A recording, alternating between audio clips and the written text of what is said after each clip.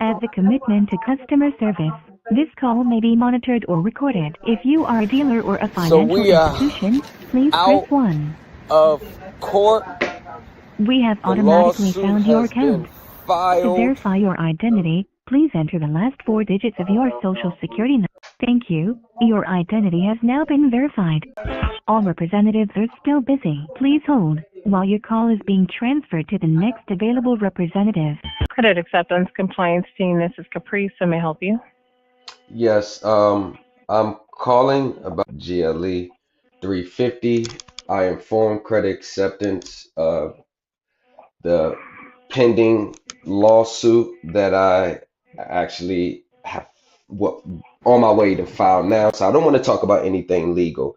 I just want to see what the remaining balance, because I was actually trying to print off the payment history as far as my attachments for the judge to see, and I'm not able to print off my payment history or the payments I made. And I was also trying to get the remaining balance feature for the print off as well, but I'm unable to see the remaining balance. It says NA. So those are the only questions I have. Just the remaining balance and NA status, the payoff history, payment information unavailable. So I'm just trying to see what's the reason behind that, because I did send a detailed email to operations, and it seems like since Saturday I'm being routed to compliance and not just speaking to the regular representative, which is okay. So those it. You could provide it for me. That'd be good. So who am I speaking with? Lamont Thomas. All right. And Mr. Thomas, just for security on the account, can I have your date of birth and the zip code we have on file? All right. Is that still the best number, or do you want to update that? No, that's the best number. All right. Thank you so much for that information.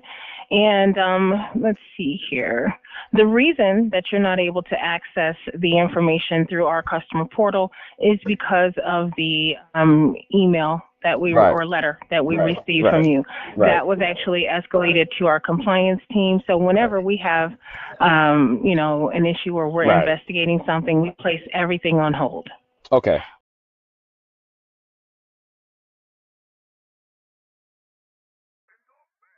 You're rocking with the best. Yeah. Yeah, I know what it is, nigga. You don't know what you know by now. Like I said, nigga, I don't even here to make no motherfucking friends. To be buddy rappers with niggas. Man, this bitch for that money, nigga. That motherfucking money. That's the only thing I move. I don't give a fuck about nothing but that bag, nigga. And racks, nigga. And stacks, nigga. Any means necessary, nigga. By any means, nigga. That man about to drop me half a thing all right now, nigga. I can't wait, nigga. Let's get it. He just wanna stack in the lean, nigga. Dead in the dish, okay. I let you know. Them kids got a lot of them cutters, got legs in the end. Oh no, don't play with them folks. He whipping that pots and that nigga in love with them trays. Woo, like he fuck with the lopes. Every dollar that I'm touching, leave blood on my hands. Yupping his blood on the dope. Yeah, we ballin' these stacks that I jumped out the gym. Hey, rubber band snapped in the bands. I got stacks in my hands, it's in K on the strips. Hey, bitch got her face in my lap. Hey, I'm blowing it straight out the zip. Hey, they ain't no shaking these packs. Hey, and never a day able to say, yeah. Dropping the brick in the shit, yeah. They got that lick in my wrist, yeah. We take the scale out the fish, yeah. Bitch, you can tell that we rich, yeah. I got these niggas on skates, but look at these niggas, they hate, yeah. They mad that bitches are rolling, yeah. And they bitches come with no bricks, yeah. And we gonna come at you straight with a drum and they can't make you run like you Drake, yeah. Diamonds are cold as a freezer, but big as the ice as I come on the tray, yeah. Hang from the neck, got it dripping, yeah. Follow the truck to the kitchen, yeah. They pull up rocks at the pot and they chopping the blunts, but they dope but they sifting, yeah. They got a blended, they shifting, I'm fucking my bitch and her sister, yeah. Well, half of my knowledge and they splinter, yeah. They eating this dick up for dinner, yeah. Throwing them stacks on them strippers, yeah. Can only do that if you winning, yeah. And if it's stats that you get in, then you gotta lift the bitch stacks to the ceiling. Let's get it. He just wanna stack in the lean, nigga, dead in the dish, okay. I let you know, them kids got a lot of them cutters, got legs in their end. Oh no, don't play with them folks. He whipping that pots and that nigga in love with them trays. Woo, like he fuck with the lopes. Every dollar that I'm touching, leave blood on my hands. Yupping his blood on the dope. Yeah, we ballin' these stacks that I jumped at the gym. Hey, rubber band snapped in the bands. I got stacks in my hands, it's in K on the strips. Hey, bitch got her face in my lap. Hey, I'm blowing it straight out the zip. Hey, they ain't no shaking these packs. Hey, and never a day able to sit. Hey, yeah, step out the whip and they look at my way. I just look at him. Put some bands on his book for my nigga that just threw the book at him. I'm trying to get me a quart on a plate. The devils just look at it. Hey, bro, niggas, but get out her face. Your bitch trying to look at me. Trapping the best on the jeweler. The chopper too lonely, the ruler. I'm checking the time on the mule. And they should be landing in Cuba. 10 racks for the pack if we move it. To put the 10 racks on your head and you shooting. Then chopper like cycles is lighter than Michael and move with Jackson with the Ruger. They come with a mask on like Jason and snatching your bricks and they break down ace out the keys. They taking it all, won't leave you with nothing, not even an eighth for you to keep. Who said we walking, just look at the fleet. Ain't doing no talking, return to the sea. Nigga, you stay like a bum in the heat. We can like chest is 100 a week. Yep. He just wanna stack in the lead, nigga, dead in the dish. Okay, I let you know. Them kids got a ladder, them cutters got legs in the end. Oh no, don't play with the folks. He whipping that pots and that nigga in love. You're rocking with the best. You're rocking with the best.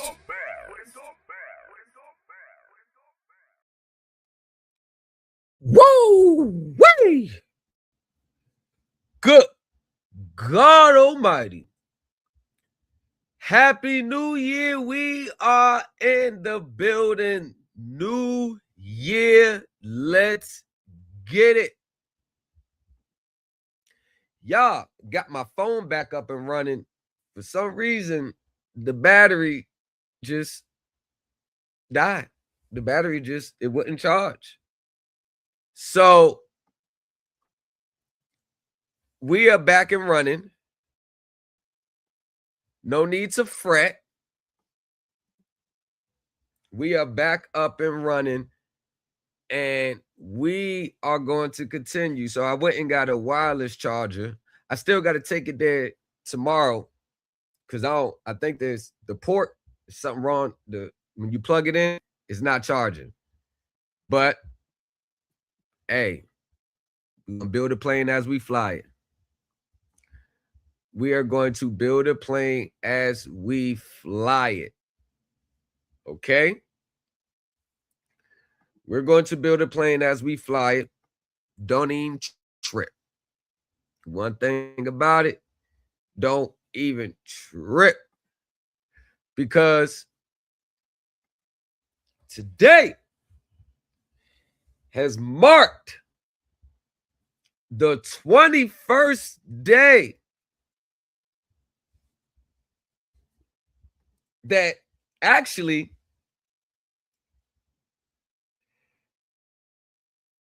yeah 11th, like today's the last day. Actually, I gave him more time. And we look back over this letter they sent to me in September. All in all, the legal department declined to address any issues. You declined to talk about it. You had a lot to say last year. You had a lot to say last year. You had a whole lot to say last year. Now, Jonathan Calder, which is a very seasoned attorney, by the way, you decided not to address the issues. Now, back then, I said, okay, typical, save it for the court. But come to find out, one of the most intriguing things about this whole situation is that credit acceptance is on legal warfare on 4 different fronts. You got another law firm that's investigating them. You got the Rosen law firm that filed their complaint, their class action lawsuit in the Southern District of New York. You got the Attorney General for New York. And then you have yours truly, your teacher's teachers. You're rocking with the best. And one of credit acceptance's number one things that they pride themselves on with their investors is that they are going to defend each suit. They're going to defend each suit. Doesn't matter. That's one of the things where their investors feel safe. They're not going to concede. They're not going to tap out. They're going to defend each suit in every single instance where the attorney generals or the CFPB or another law firm class action has filed a complaint against credit acceptance. They made an appearance immediately and they defended.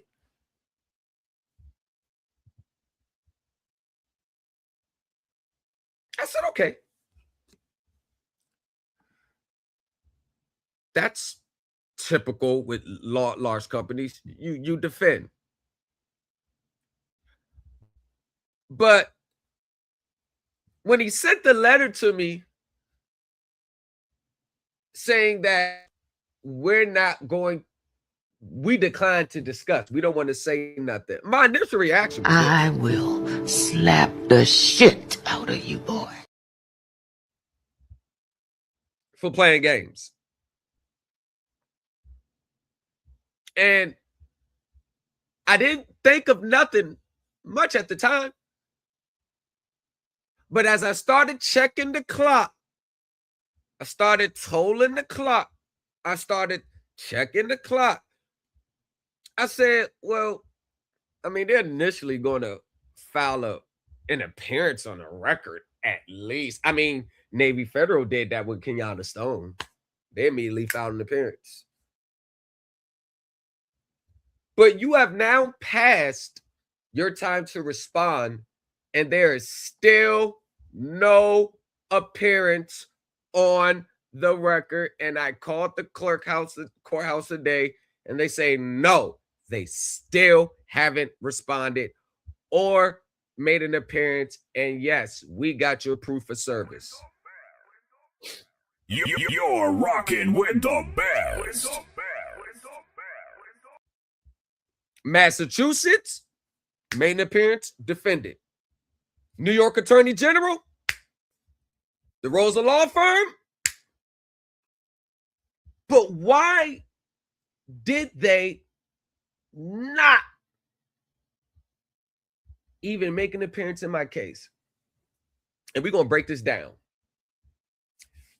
Let me explain to you why my case actually is the most damaging to credit acceptance than the Rosen Law Firm and the others. So let me give you a backdrop with me and the Rosen Law Firm. They've been looking for years and searching for years on how to go at credit acceptance. So back in one second, y'all. I gotta take this call.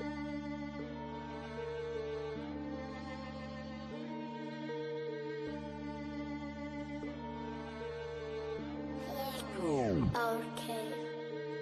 Get it, bag it, get it, bag it, get it, bag it, get it, bag it. Red in my car like a bracket. Blue diamonds on wrist like I'm cracking. And located dropped and attacking. Taking everything out to be stacking. Get it, bag it, get it, bag it, get it, bag it, get it, bag it. Red in my car like a bracket. Blue diamonds on wrist like I'm cracking. And located dropped and attacking. Taking everything out to be stacking. See showing straps in your pimp, you ain't gon' slide. Happy niggas got a fans looking for them, nah, they ain't gon' lie. You're rocking with the best. So while they was in the summertime, it's like June or July, they started reaching out to investors if you bought credit acceptance securities around a certain time. So I reached out to the Rosa Law Firm. I said, hey, yo, I see what y'all doing. And I know I'm just a consumer to y'all. I'm a little fish to y'all. But let me tell you this. I think, as a matter of fact, here's my complaint. Bam. Here's my discovery. I swear to God, I asked for that. Bam. Yo, here's my exhibits.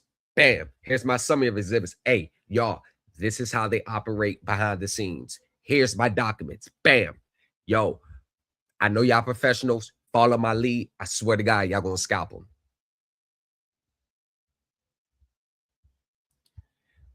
It wasn't till recently, December, they now filed their lawsuit after mine. Mine was filed in August. They filed theirs in December.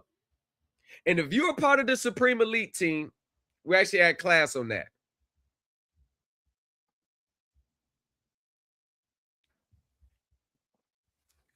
Right? The Rosen law firms, their complaint, I might as well would have wrote the complaint for them. The guidelines, the outline, the framing, the structuring. I said, don't start nowhere else with that other shit. Hit them right there first. And on the first page, bam! What I told them to cite, go at first. First page. Y'all been trying to get it for 7 years. It took y'all this long? You're rocking with the best. I received the email back from the Rosen law firm. Thank you for your submissions. Thank you for your assistance. We will be reviewing these documents.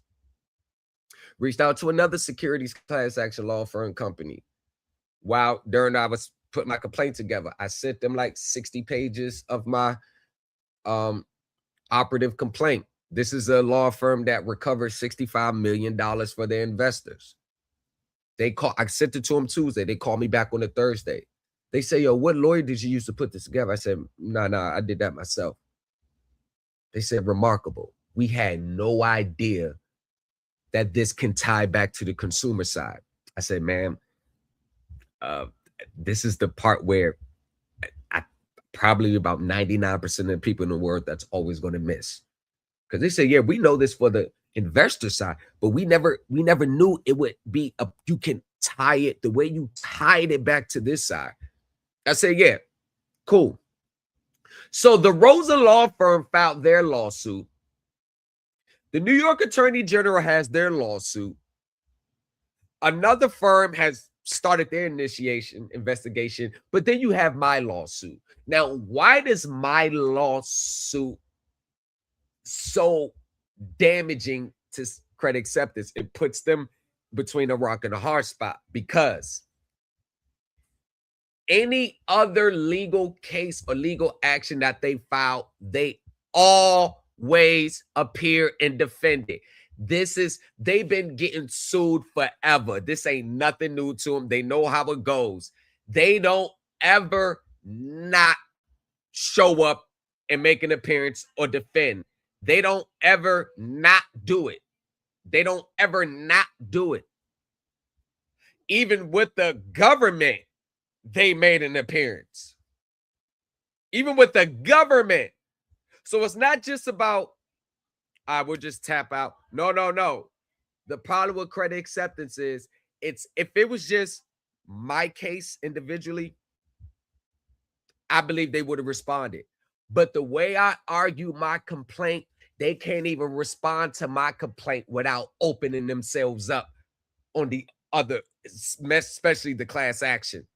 Because I wedged it together so much that you can't even separate consumer claims to their internal operation. I bridged them two together. So they can't deny their operations with me, because the Rosen law firm is watching my case. It's going to be an automatic loss for them there. They can't admit what I'm saying is true to their internal operations, because it's going to open them up to exposures over there. They can't say no here, because it's an automatic yes over there. They can't say what I'm saying is not true, because they're really going to get hit for lying and falsifying regulatory documents on that end. So they are stuck. They can't defend because it opens them up there. To me, I'm the weakling out of these major class action lawsuits, but I pretty much put credit acceptance in a position where, okay, do we defend this one consumer action, or do we just ignore this one and focus our attention there? You're rocking with the best.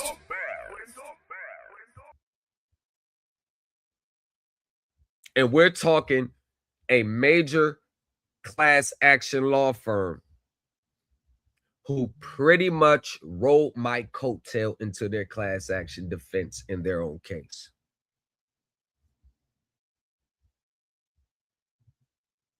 Credit Acceptance has not responded to the suit, haven't even made an appearance.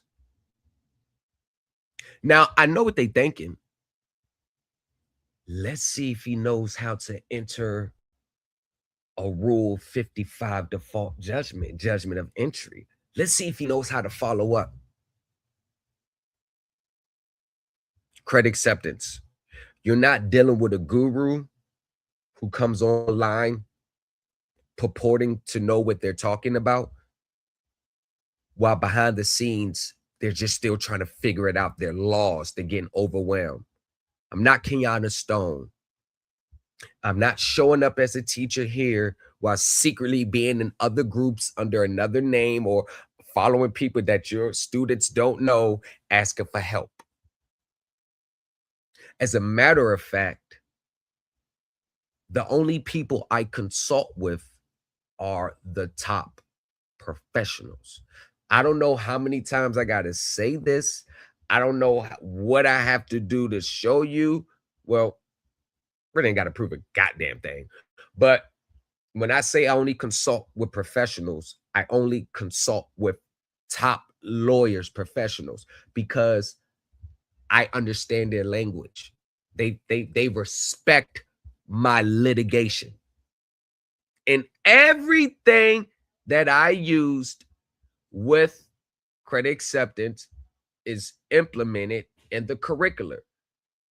So when you're done with the Supreme Elite Team University, you're already going to know how to put your own complaints together. You're going to know how to defend your complaints. Hell, you are going to know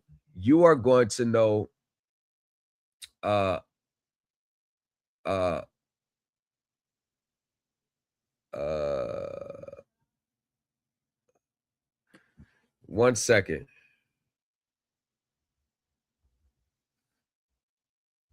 You're going to know how to continue to defend yourself. Listen, the road is not going to be easy. There are going to be times where they ignore. There are going to be times where they remain silent. There are going to be times where they don't give you no validation. There's going to be times where they're not going to. Most people, I think secretly they're looking for the other side to confirm what they're saying instead of relying on their own foundation interpretation. And now that's not an easy feat to do, because you may think you have the proper interpretation, but you're never going to know until you put it in court and you put it in front of the judicial light. Now, having the proper interpretation does not automatically equals a win. At the end of the day, the courts have the final say on interpretations in conjunction with what the Supreme Court interprets it. Hell, there may be some cases where you have to take up on appeal. There's going to be some cases where you put in a great argument and the judge sided the other way. But guess what? That's all part of court. This is why the appellate judges have jobs. There's been some things where people had to get the case remanded, or judgment vacated and remanded for further proceedings. That happens. Judges are not perfect themselves. They're not always going to get it right. And these are the intangibles and nuances with court that there's no amount of preparation that you can do to prevent. Only thing you can do is to be able to respond accordingly. Court rules, court procedures, number one, not how to do, what to say, how to word it, what should I put here, what should I attach as evidence? Nope. We don't even get into legal arguments for the first quarter of the semester, because the first quarter, you're learning the rules and procedure of court first. And I know that's the boring stage. That's the not fun stage. That's the time where I'm not go, go, go, on the move, file this document here, certified mail this there, send this off here, send this off there. And I believe the number one fault that a lot of people have is they never really captured that true foundation and understanding of the system. They're coming in the fourth quarter trying to put everything together that they missed from the first 3 quarters. And when you're trying to wedge it all together and rush it, you're going to miss a step. Now, once again, I can speak from a different plateau because I waited 16 months before I took them to court. So I got 16 months of pure investigation of them. I know that company inside and out. I may know that company better than most of their workers there. But the foundation of what I'm talking about is the most boring part. It's not fun. These are highly complex transactions.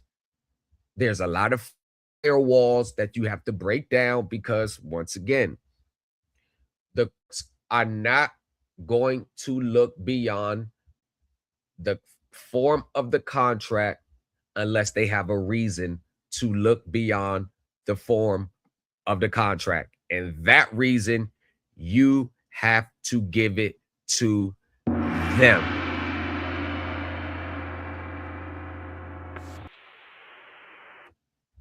Another thing, the court are very particular about case citation, your legal authority in what you're citing. If you think ChatGPT is going to make up for your lack of understanding, you have once again missed the key component in what AI or any other artificial intelligence can help you in court. In my personal beliefs, AI is only as good as the information you put in it. People are getting sanctioned left and right for citing court cases that do not even exist. And AI cannot, let me see. I'm going to be on the light end and say probably 70 cases I cited. 70. AI is not going to cite 70 cases for you and all of them are accurate. You're going to have to do case research. And this is what the university is going to show you. You don't have to read 300 pages of a case, but you do have to get the legal context and understand the factual background of the case so the elements of that case aligns with the elements of your case. Another misconception that a lot of people have.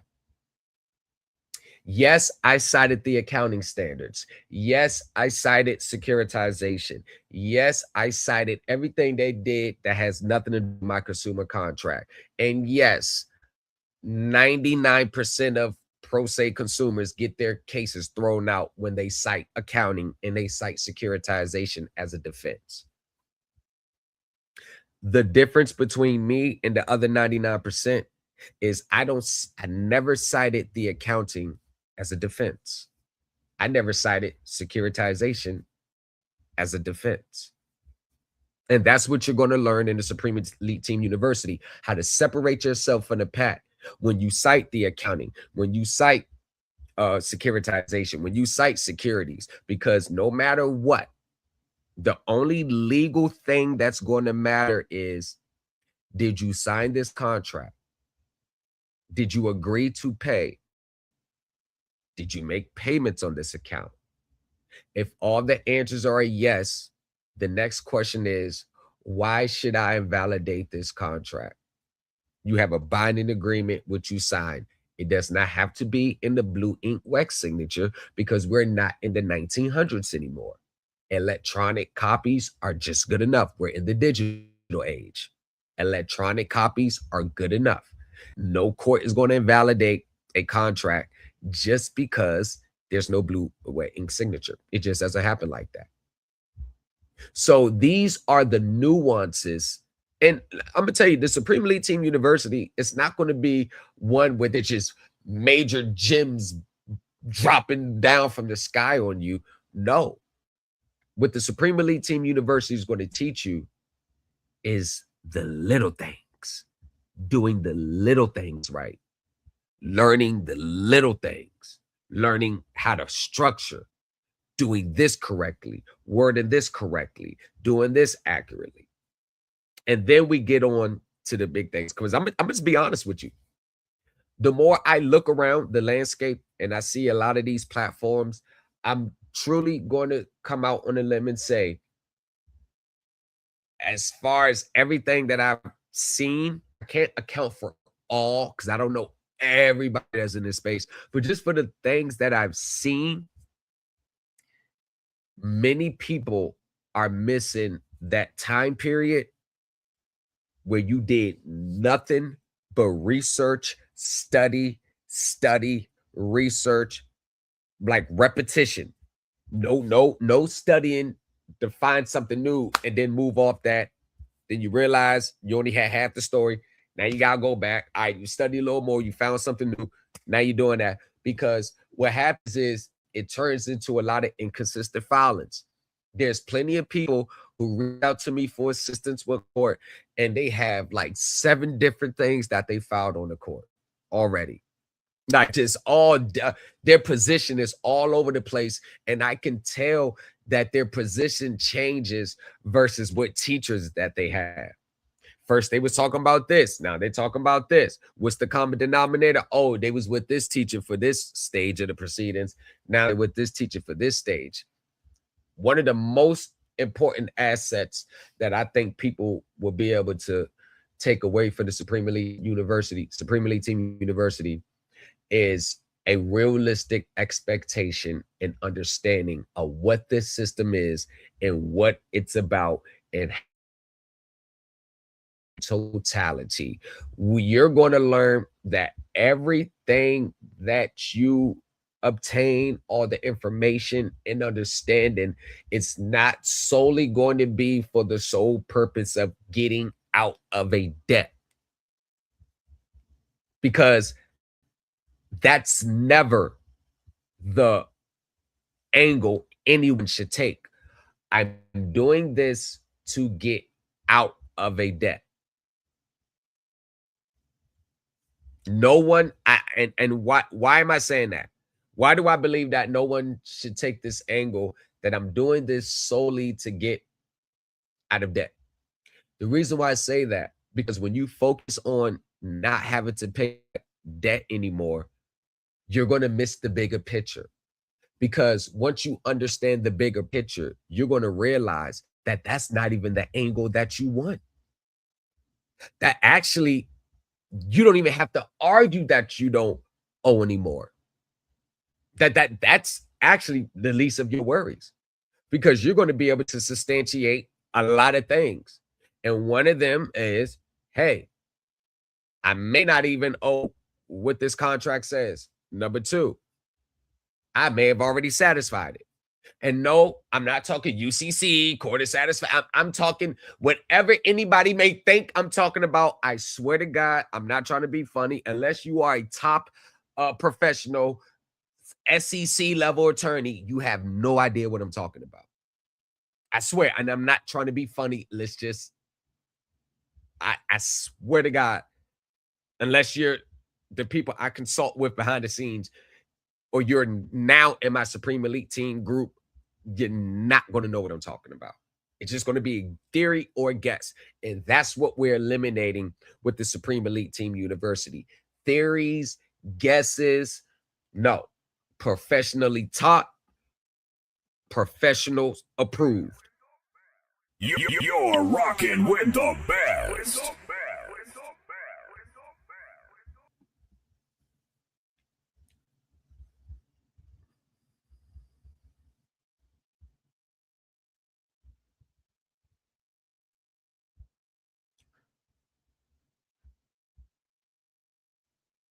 And it just goes to show, even with my case, I'm going to use me as an example. I'm going to use me as an example.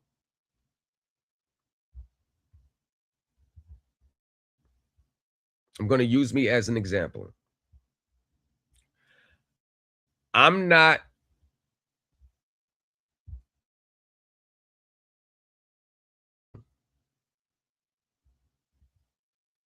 hold on one second. Sorry, y'all, I'm always busy. I'm always busy. I got clients out there. I got clients. Just use me as an example. And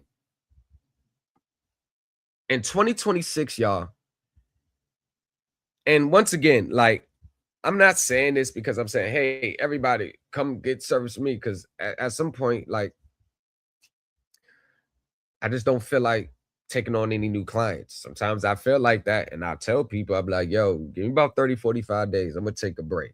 So it's not so much about just money grab, because I'm going to be another thing. I'm going to be honest with you. I'm not cheap as well. I'm not cheap as well. Because the information provided and the knowledge and the understanding and the time and my resources and connections, I mean, any other one of these gurus, they don't have direct access to top professionals in this field. They just don't. They don't have, I don't care how much research and study that you do. At some point, you're going to have to rub elbows and meet connections with people that's on the other side, because it keeps your interpretation on point. And another thing, it keeps you from making legal conclusions. It keeps you from, hey, y'all, this is the way to go because this is what I believe it goes. This is my interpretation. But ask one of these online gurus, who do you have that has more knowledge and experience than you that's substantiating what you're saying is correct? See, that's the big, I'm not taking all the credit. It's impossible for me to take all the credit. But one thing that I do know, the top professionals and the litigators in this field, they've never came back and said what I said was wrong. They always came back and said, no, that's actually correct. He's on the right track. Hey, yes, that's exactly how it goes. See, the reason why the Supreme Elite team is different is because than these other gurus, because there's nobody that's fact checking these gurus in real time. And of course, we know if you try to fact check them or call out inconsistencies in what they're teaching, you're probably going to get blocked, banned. You know how that story goes. But me, you got to think about this. You're talking about highly complex accounting systems, highly complex securitizations, highly complex securities laws. Just accounting and securities laws, you rarely ever find any professionals that know both. The accounting people brings the securities people in. The securities people in brings the accounting people in. You got to specialize. And I have a friend, and I ain't gonna say a client, this is one of my friends. He works for Deloitte, one of the big 4 accounting firms. He works for Deloitte. He works for them. And they either got people that specialize in securitization, or they specialize in accounting and balance sheet, or they specialize in securities, or they specialize in tax planning. You never have, there's rarely, if ever, you got one individual at a company that knows accounting, securities, and securitization all at the same time. That is nothing you could just breeze about. And I think a lot of people understand the complexities and the fucking very strenuous type of inputs and study and research that you have to put in to become well versed in all 3. Hell, securities laws themselves is complex as hell. Accounting is on a different world, and we're not talking GAAP. the ledger, we sign the note, we create the credit, application goes to the Federal Reserve, they loan us our credit back to us. That has no applicability in consumer or corporate financing today. And anybody that still thinks that the Federal Reserve is involved in our consumer loans on an everyday basis, they have no clue as to what they're talking about from a corporate professional level.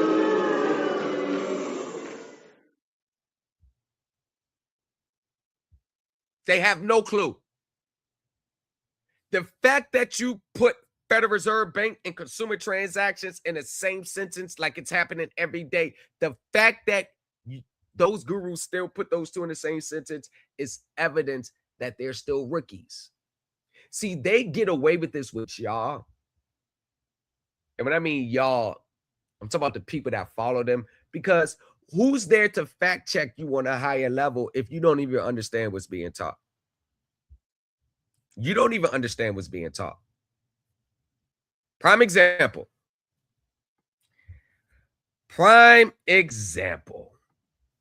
Let's get to my example. Let me show you what I'm talking about as to why these people, not only in 2026, are still going to be a danger to themselves, but a danger to those around them. Let me just give you one slide example.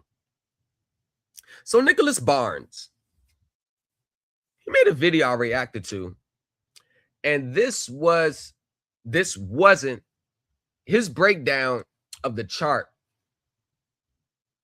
Had about 3-4 different people. You, the bank, Federal Reserve. Now this right here is a chart of flow of money. This is just the asset-backed securitization side. This is just one form of a structure. This is one form of a structure. You know what I have to do as a teacher? I have to, hold on one second. You know what I have to do as a teacher? I have to know when you see all these reds, I got to know all the functions of every single one. What they do, the regulations, the rules that govern them, their practice, I got to know how all these players operate. All these players operate. That's what I have to know.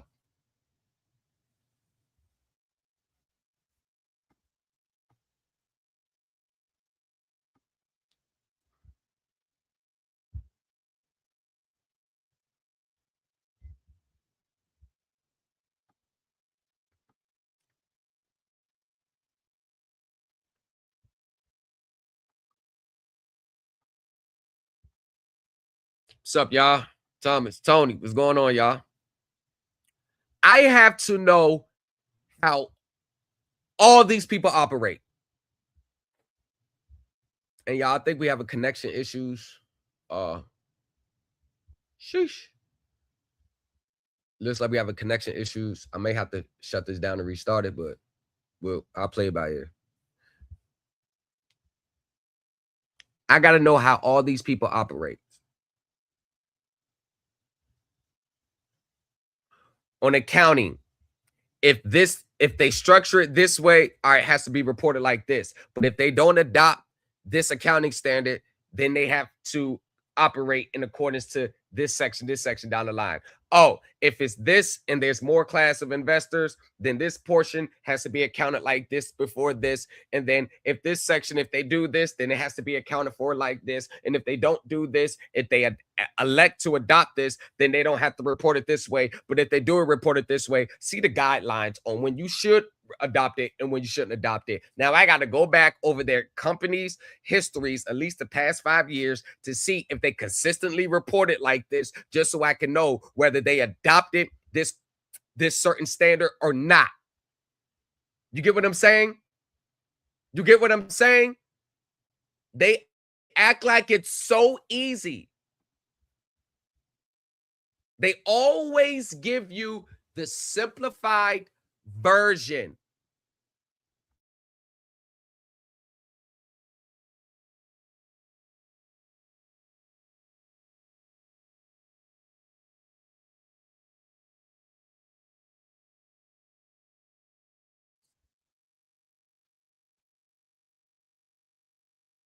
They always think it's simplified. Now, guess what, y'all? When I'm dealing with another company that deals with asset-backed securities, their structure might be totally different than this. Now I got to learn, I got to know a whole different structure. So what I'm trying to say to y'all is, I know they like to simplify it and make it seem like this is just, oh, easy, or sell a course on it. Anybody that has a course dealing with securitization, and I assume the highly complex version, and they're selling a course for $99, it is nothing more than a money grab and misunderstanding, only knowing bits and pieces what they're talking about, because that course has been over a month. It's been almost a month.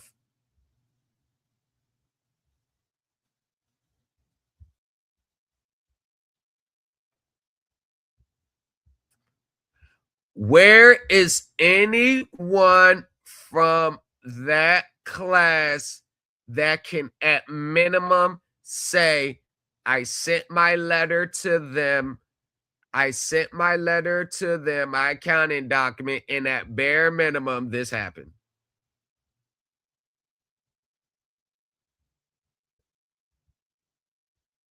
At bare minimum.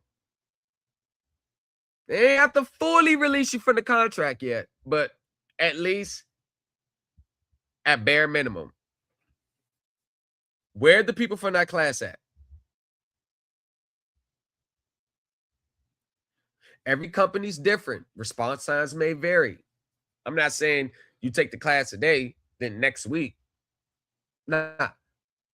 Because before you teach a class on securitization, you need to have been going over those elements for at least 6 months with your main members of your group. So when you actually have the class, they already have an underlining background basis in what this master class is about. If you think you can go from tendering negotiable instruments, and now just because you ran across some accounting standards, you can flip to understanding securitization fast, you're not only misleading others, you're misleading yourself. It does not work that way.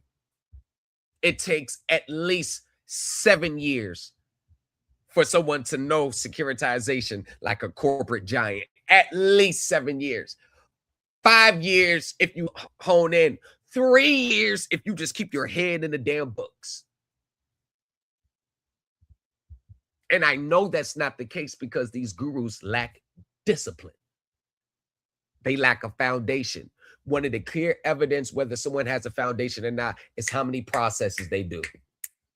They did this process last year. Now they're doing this process here. They did this process this month. Now they're doing this process over here. Or they started out doing this. Now they're doing that. They was doing this over there. Now they're doing this now. No foundation. Just going wherever the new wave is.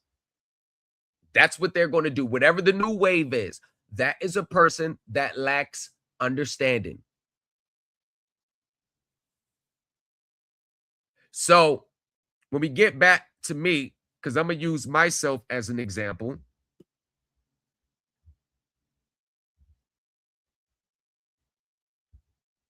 We know to cease collection. We know to cease reporting. And this is before the lawsuit was filed. I want y'all to understand that. I didn't file the lawsuit until like a week later. I could have stopped right there and went back to administratively trying to deal with them. But not only did I, because I could have stopped. Hold on, we could probably work something out here.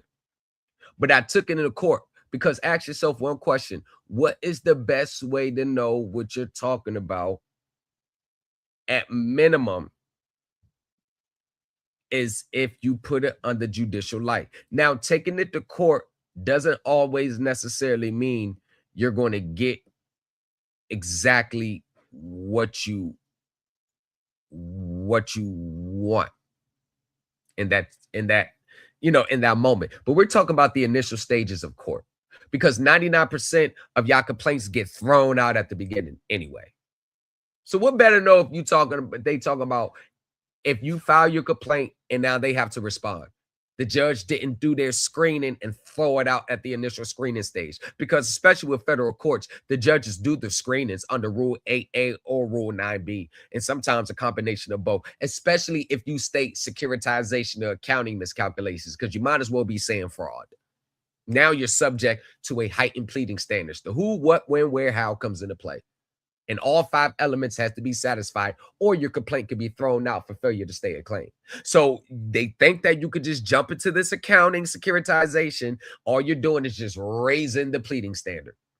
And if you don't even understand the rules of court and rules of procedure, you're putting yourself further behind the 8 ball more than you think you're putting yourself ahead of it, because you found something new. But one of the biggest mistakes that people always make with accounting and securitization is they think the accounting and securitization gives them a cause of right or makes them not liable for the debt anymore, for the sole purpose that it did that. That's one of the biggest things that people mix up with accounting. They think accounting means I don't owe anymore. They think accounting can be used as a legal defense, when it's never used as a legal defense, because plenty of cases have thrown complaints out when consumers tried to cite the ASC, GAAP, FASB as a legal defense, is which all these gurus are telling you how to do it. They're telling you how to cite it as a legal defense, which is definitely contrary to what the courts say, no, you can't do. You're rocking with the best.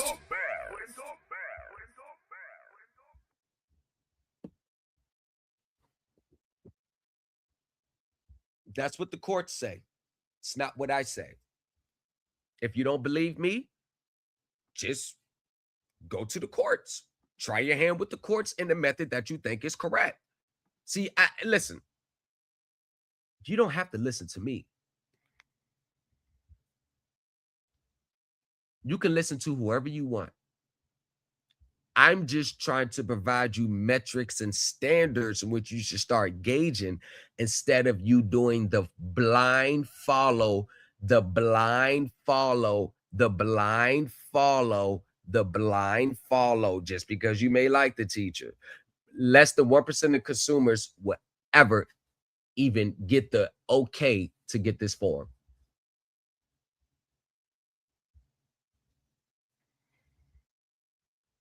This is a summons. The judge has to approve you issuing that summons, meaning you had to pass all the initial screenings.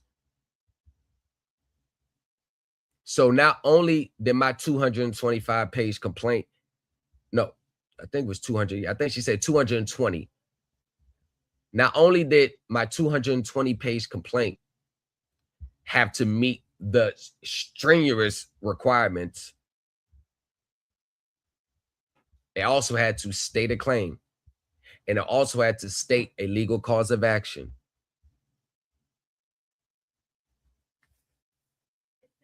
You're rocking with the best.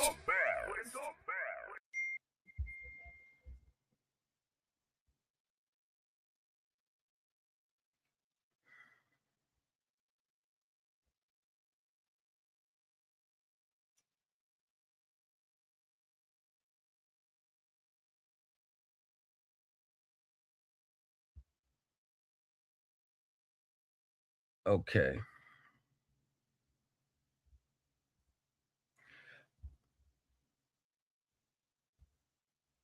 Okay. So let's say this. Hold on.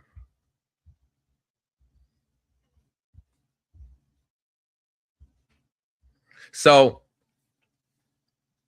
it has to get there first. Now, I'm not even talking about the final judgment yet, because there's a lot of things that go into play. You got discovery, you got a lot of stuff that comes into play. What I'm saying is most people are not even getting past the basics of the complaint first. Most people not even getting past the first stage first. They're not even getting past they're not even getting past summary judgment. It seems like every time someone responds, every time one of these pro se gurus respond for y'all, the other side is immediately moving for summary judgment. And I'm actually going to finish editing that video tonight when I was in court, so y'all can actually see how I operate in court. The video, I may be a little far away because you're not supposed to record in court, so they had to do the best they can. So what better way when I'm talking to people than using me as an example first? Using me as an example first to let you know what I do for my clients are the same things I'm going to do for my own. It's not no separate from me and different from you. We're going to do the same thing. Maybe different causes of actions, but all the core elements never change. I don't care if it's you got a credit card case. I don't care if you got a mortgage case. I don't care if you got a auto case. I don't care if you got a debt buyer case. I don't care if you debt collector case. What else? I don't care if you're being sued or you're initiating the complaint.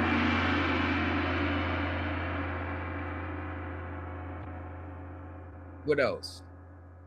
I don't care if you got interrogatories that are due in a week.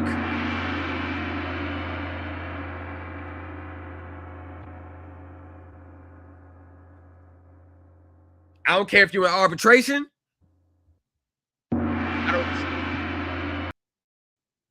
Whatever the venue is or the situation, the core elements never change.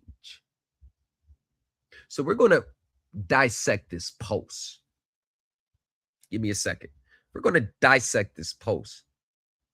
And I'm going to show you why this post does more to highlight the ignorance. Not saying you're stupid and dumb, but just you.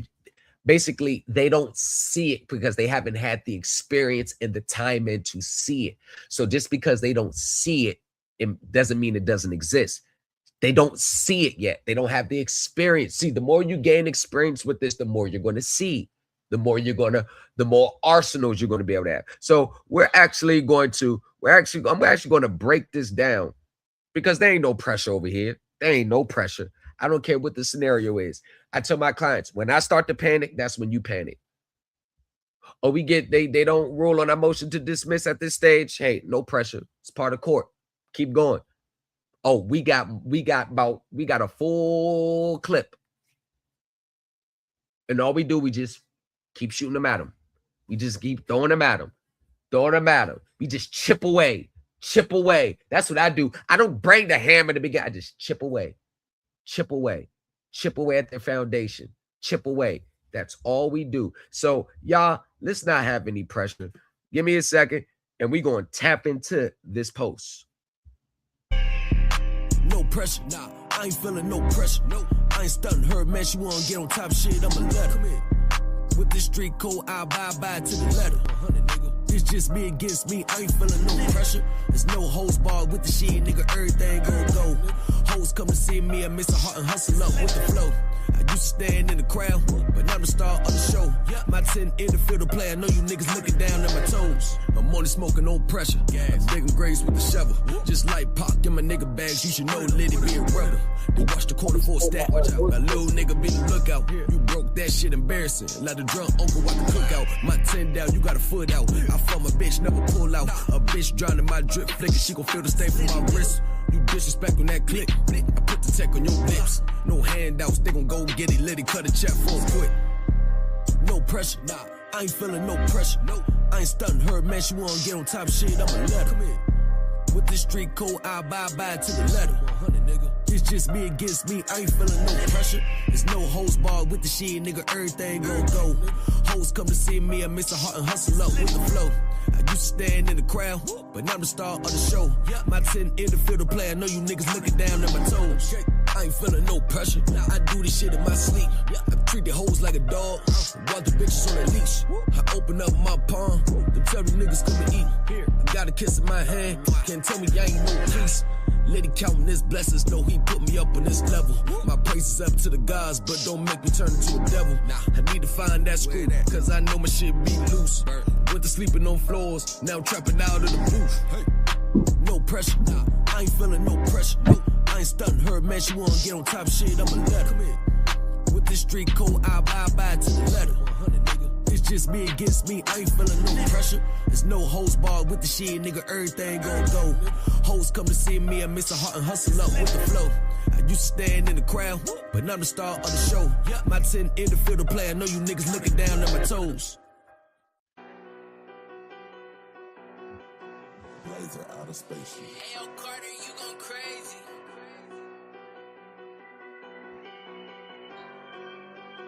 Hey, run that shit up, Chase.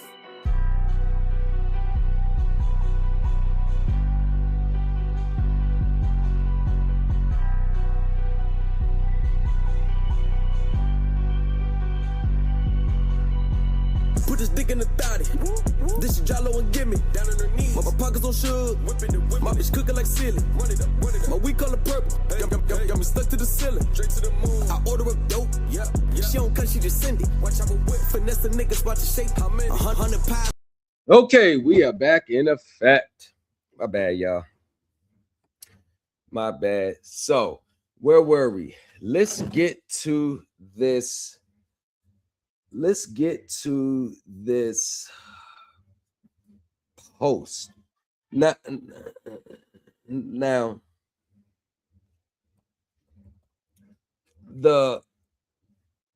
it's not the post itself that I'm highlighting. And the only reason why I actually commented on it or breaking it down, because if you don't know, I think people should just be honest and say, I don't know, instead of gaslighting. Like, this is like gaslighting, like, oh, it doesn't exist, when I know for living proof that I cited at least 70 cases regarding accounting. Like, this is, it's just the gaslighting and the perpetual. It's like these gurus, they don't know how to be honest when their knowledge and understanding is limited. They believe that they're supposed to know it all. And when they don't know it all, then the information doesn't exist. Or if they lose a case, it's some big conspiracy. Like that teaches nobody nothing. You get nowhere with that mindset. If I don't know something, I'm going to let my group members know, hey, y'all, that's a good question. I'm going to get back at you.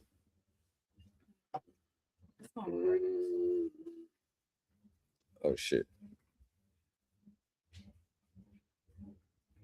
All right. Hold on. Something's about to break.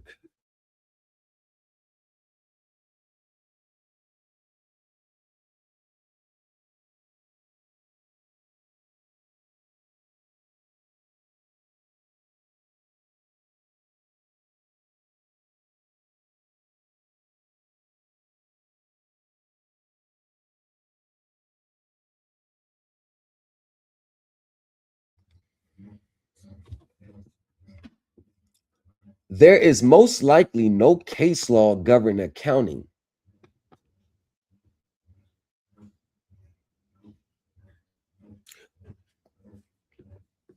Translation: I don't know.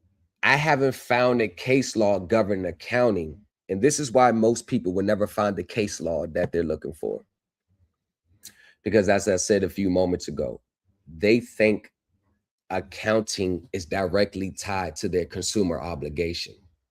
So they're actually literal because they all have literal interpretations, like literal, like what it says is what it means, instead of taking the whole into context. You know, like the same people that will, as part of their defense, they'll cite Title 18 USC, which is under crimes and punishments, as their defense. But there's most likely no case law govern accounting.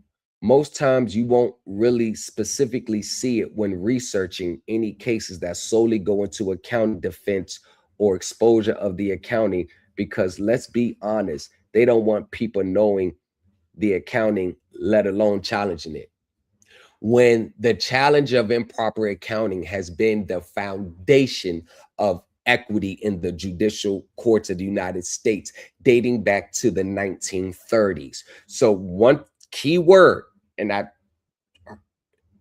accounting defense, researching any cases that solely go to accounting defense. I just said it, because they're looking at accounting as a defense to their consumer obligations. So you will never find a case that goes into that, because you can't use accounting as a defense to your consumer obligations. You're rocking with the best.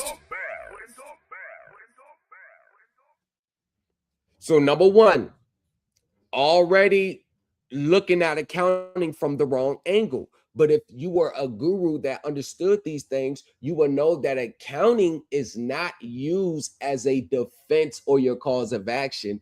It's to highlight the evidence and substantiate your legal cause of action. So when you take accounting away as a legal defense and only using it in support of your legal defense, this is when they're back to square one. They don't know where to go from there. The attorneys are not accountants. It has nothing to do. It doesn't matter. Administrative judges are not accountants. Once again, these administrative judges, it keeps hindering to the sovereign citizen lingo. It's like, no matter how much you want to jump to accounting and securitization, once you've been bit by that sovereign citizen bug, as reflected in this person's case filing with the $1.7 million home, it's always going to creep up out of you. Like, you cannot let, like, it's going to creep, it's going to seep up out of you. Administrative judges, that is that sovereign citizen way of looking at it. Administrative judges are not accountants. So how would they truly know who is obligated and how the accounting reveals the truth? Well, how would you know? So think about it. If there's no case law on accounting, and lawyers are not accountants, and administrative judges are not accountants, then where do you go to get your relief? Because accounting relates to financial disclosures. How do you connect accounting to a courtroom setting? I mean, you got a auto transaction, you got a credit card case, credit card dispute.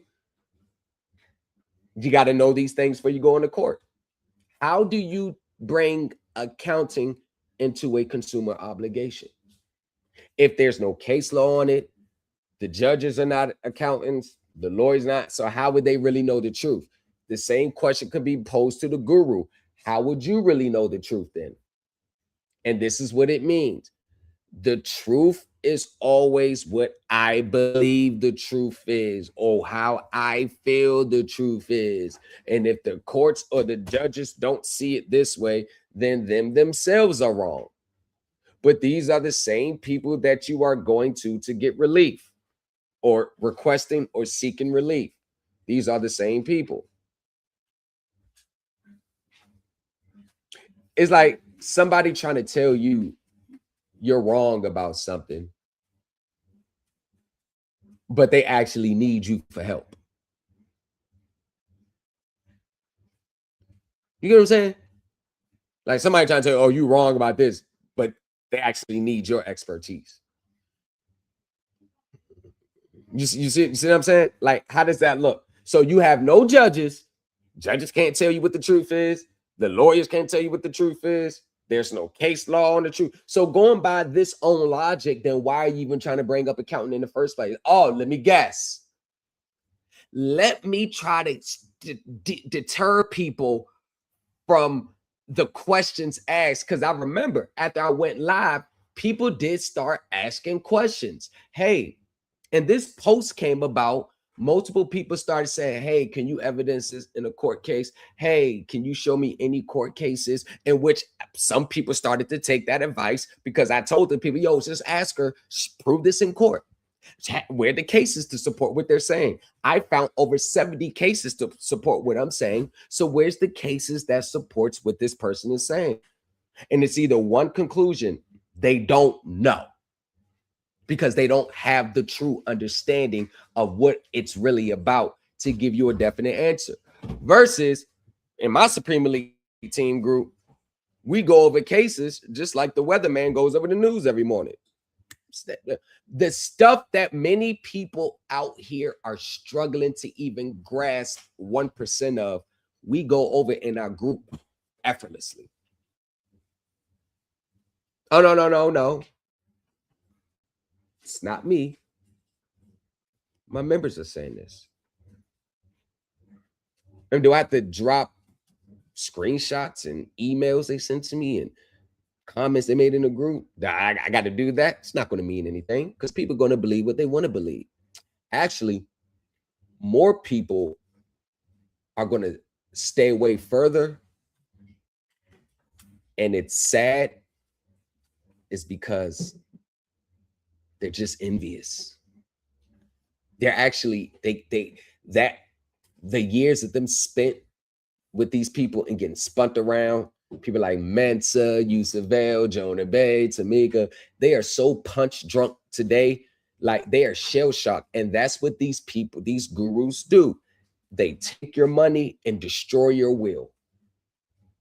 So now everybody to you is in that same boat where you got the Supreme Elite team. We're just going to continue to keep trucking and moving along.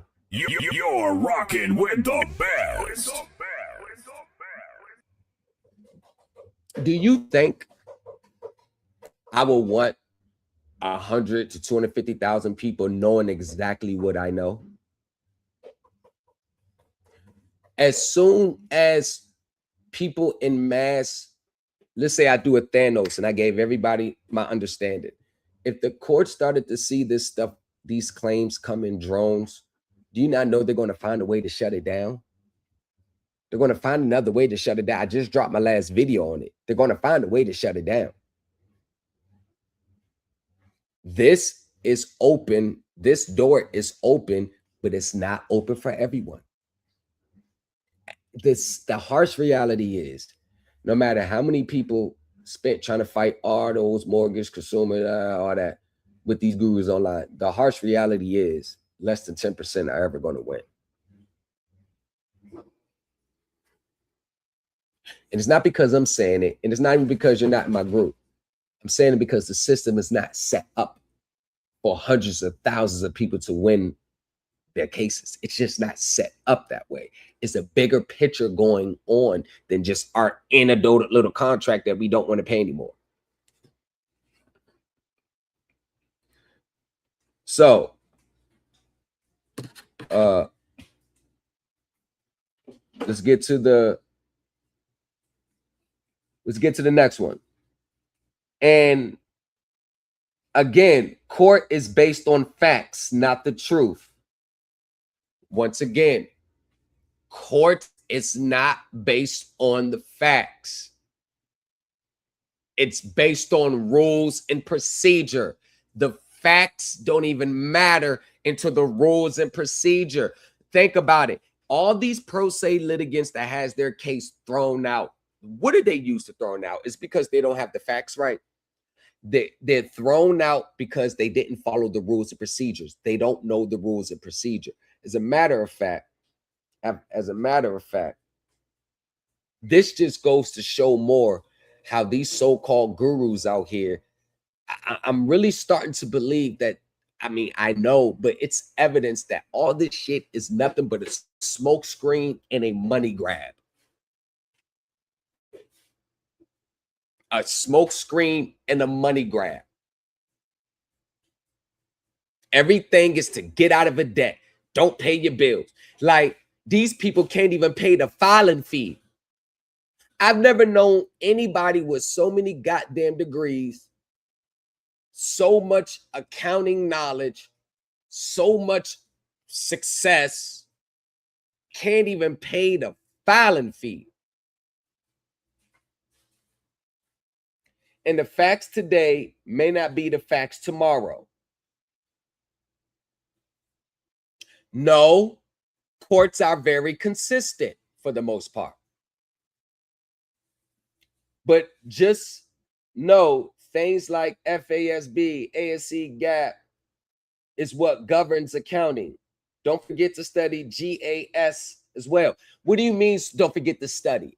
Like, that's what I'm saying. You see these vague, oh, don't forget to study. Study for what?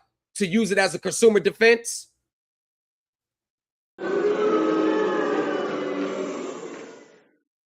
See, there's no, like, okay, so when I say study this,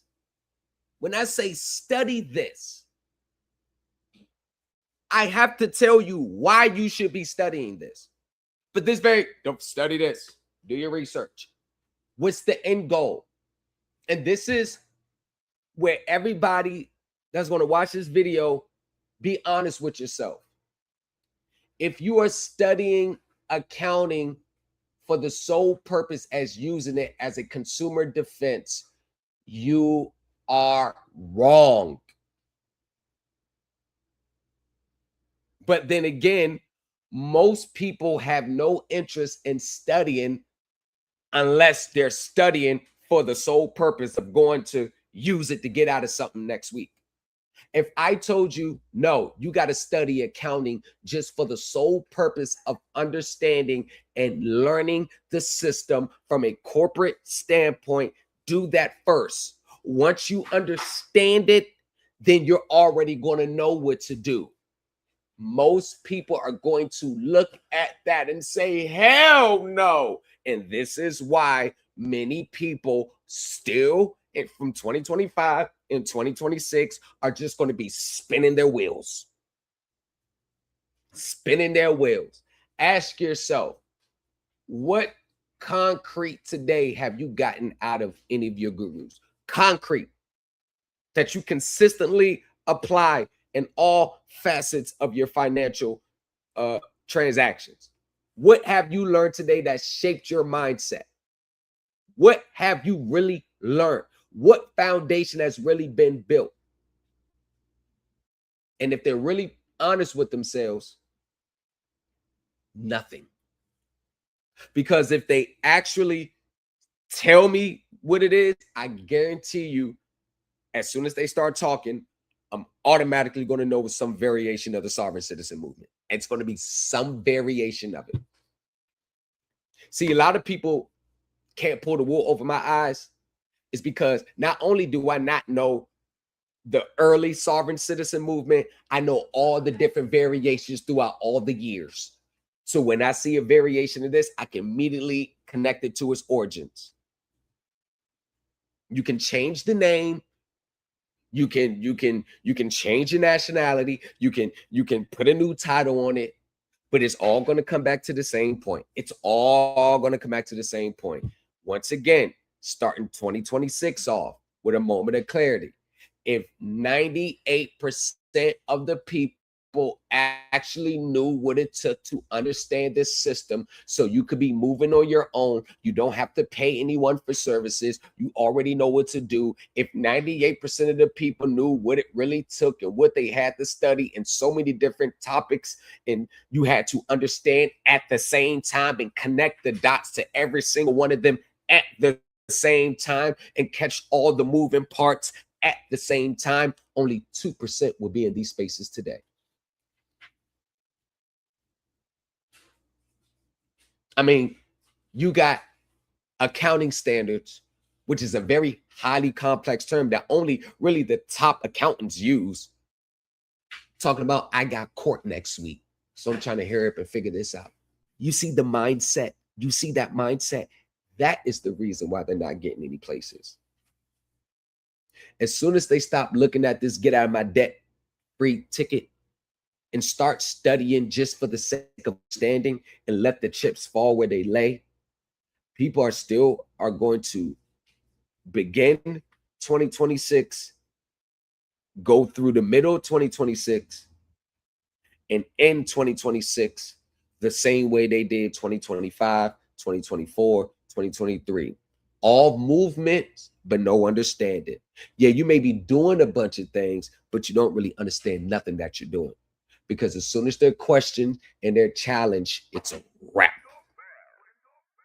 You're rocking with the best.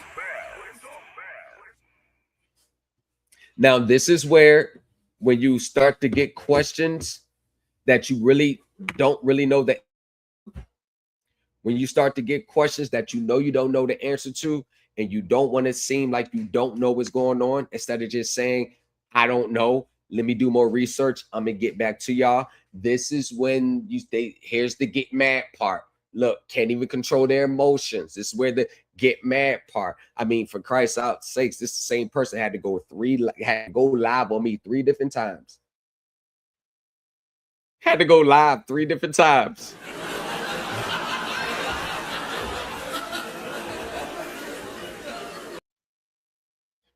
Went off the first, like, nah, that wasn't a good one. I ain't believable.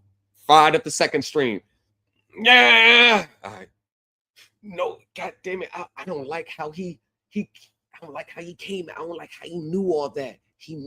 I ain't win the case. He is saying everything that I did not want them to hear. 5 the third time. Now, don't go to the Supreme Elite team. They're gonna take your money and kick you out the group. Is this before they violate the rules or after? Now here we get to it. So don't come asking me what supporting case law do you have to support this.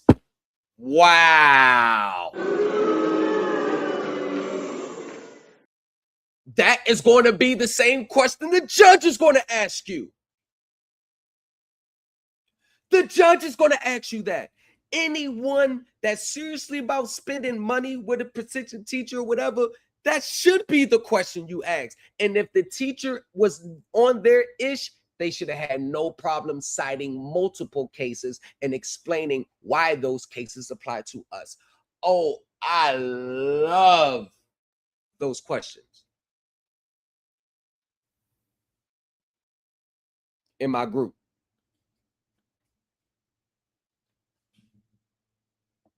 I love it. And let me tell you this, y'all. For the students and potential customers or clients, I'm not telling you, like, coming straight out with it because of y'all. I don't want you to know. It's not the issue. I have to be guarded in what I say and don't give up too much on here. That's why I say I get in depth privately, because that's the more appropriate place to be teaching this stuff privately. The lawyer told me, anytime you see someone in public, like just talking about this stuff on public platforms, it's a red flag that they don't really understand what they're doing, nor do they really understand the system. Like, you got people, top professionals, teaching 6-hour webinars anywhere between 3,500 and 9,000 on securitization. And they teach in a private group. Like, you got to register. So just to be on like Facebook and Instagram, look, y'all, we gonna go over ASC this today and then, like that, it's not the proper setting. All this stuff should be taught privately. So don't come asking me what supporting case law do you have to support this. That was a response of someone who was upset at the question, more upset that they didn't have the answer to the question than the question itself. Remember, with these gurus, questions that they don't know the answer to are deemed offensive to them. It's an attack to them. They don't want to feel like they're being exposed. So they'll gaslight you and say you're trolling by your questions, all for the sole purpose. So for everyone else listening, they won't look like they don't know what they're doing or talking about because they need their money. Clip that. Go fucking read a book and stop acting like court in court cases define if something is truth or not. Can you be any more idiotic than that? Go effing read a book and stop acting like court in court cases define if something is true or not. Only people who say that are people who don't know how to navigate in court. That is the only standard and metrics that they're going to know if something is true or not. Prime example, let me just show you something that was sent. Let me show you something when someone sent their sovereign citizen documents and their negotiable instruments, you know, kind of the one like Ms. Stone did to pay their mortgage debt. They sent the negotiable instrument to pay their mortgage debt, which y'all need to be careful with the negotiable instruments on mortgages because they're forwarding them to the FBI. So y'all should be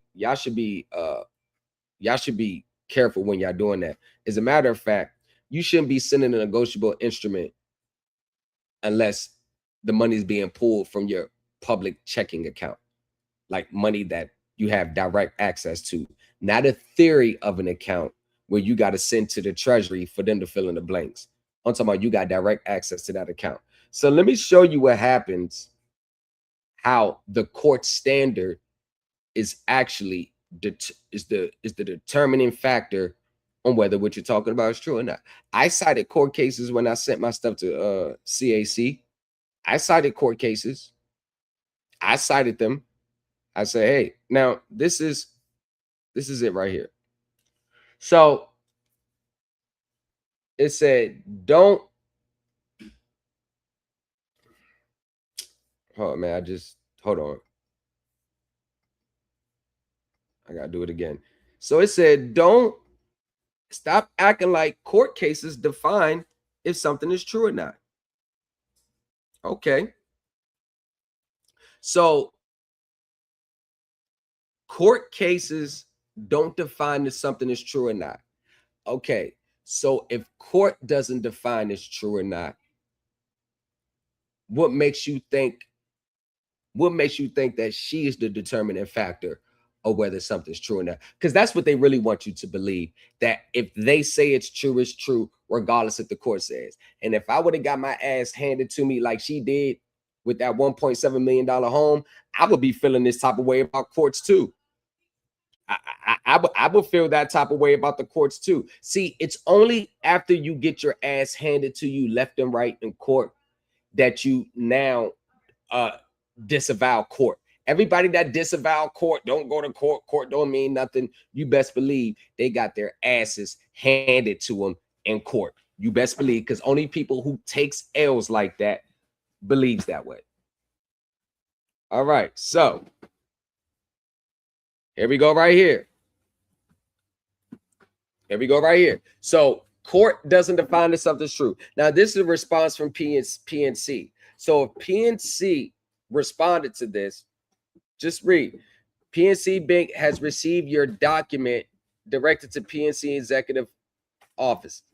PNC has read the content carefully and determined that the item does not create a duty with or impose an obligation on PNC. The document has no legal consequence. So if the courts don't, if the finance company does not fear legal consequences, do you think they're just going to stop what they're doing because you send them a letter? Because people like this will want you to believe that all you got to do is send them this letter and they're just going to stop it all. Send them this packet and that's going to be the end of it. No, don't worry about court cases. Court cases not the determining factor. Remember, based on this own post, stop acting like court and the court cases define that something is true or not. So according to her, you don't have no case citation. You don't have no legal authority. You just send your document in the way you see it because the way you see it is the truth. There's no judicial measuring stick that can confirm whether something's true or not. And the finance company, they're not going to look at it from whether the courts, if there's any legal consequences in court, because remember, they don't ever judge what you're saying from a legal standpoint, meaning if they don't acquiesce, they could be held liable in court. Oh, they don't look at that. They just look at whether what you're saying is true to you. So the finance companies, they're just going to move off. If I say it's true, it's true. Because based on what that post, that's what she wants you to think. You may wish to review the following cases, which items similar to the ones you sent to PSC has been rejected by the courts as frivolous. But the courts don't define whether something is true or not.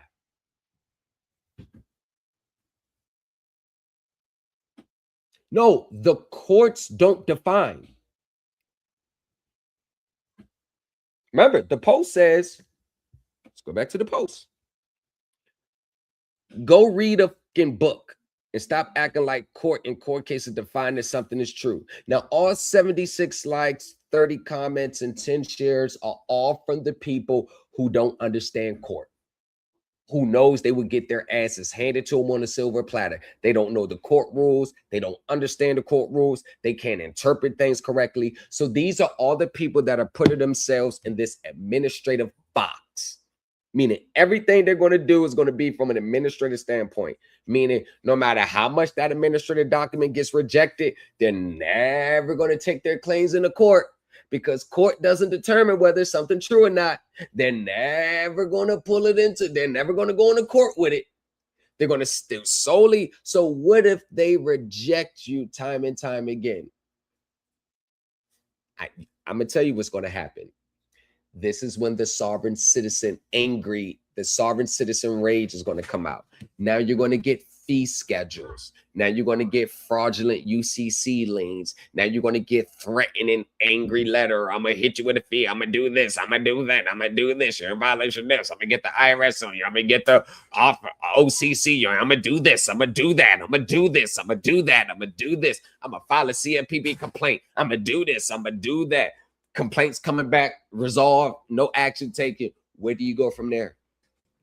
It's not like you're going to walk up into their office and make them do something. Where do you go from there? And that right there, that mindset based on this post is the reason why 99% of the people don't ever get any type of consistent results they're looking for, because they don't have multiple arsenals in their chamber to attack these people. It's one way, that way. If it don't work, they're going to continue to try to fit a square peg into a round hole. And if it don't work, all they're going to do is just try another administrative way. The only way to gauge whether I know or any other teacher knows what they're talking about is through the judicial light in court. Can this administrative claim hold up in court? Can I win on my arguments in court? Because it is courts where your rights get enforced. You're rocking with the best.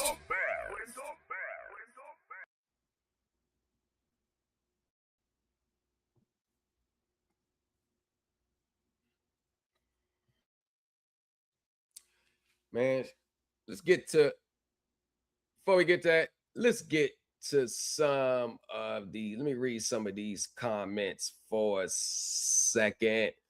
Gotta fight back, shorty. Lesson number 1, when defending yourself, guard your face. All right, guard your face. You're not guarding your face. Hands up, guard your face. I've been here for almost 17 hours. I don't give a fuck.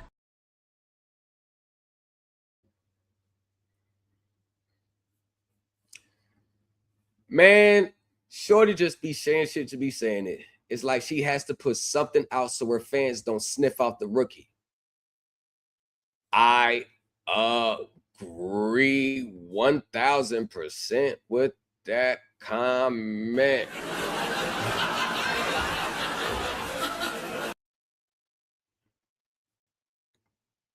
All them degrees.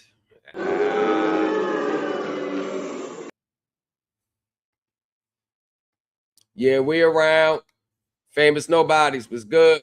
You're rocking with the best. Let's move on. Said facts. You have to show up and make your claim and not some BS soft sit claims. That's a fact. Not as fact.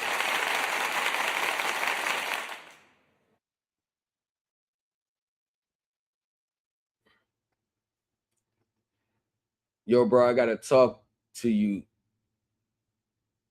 Like, YK, what I did in this worker comp case. Totally off topic, my bad. Nah, we can get to it.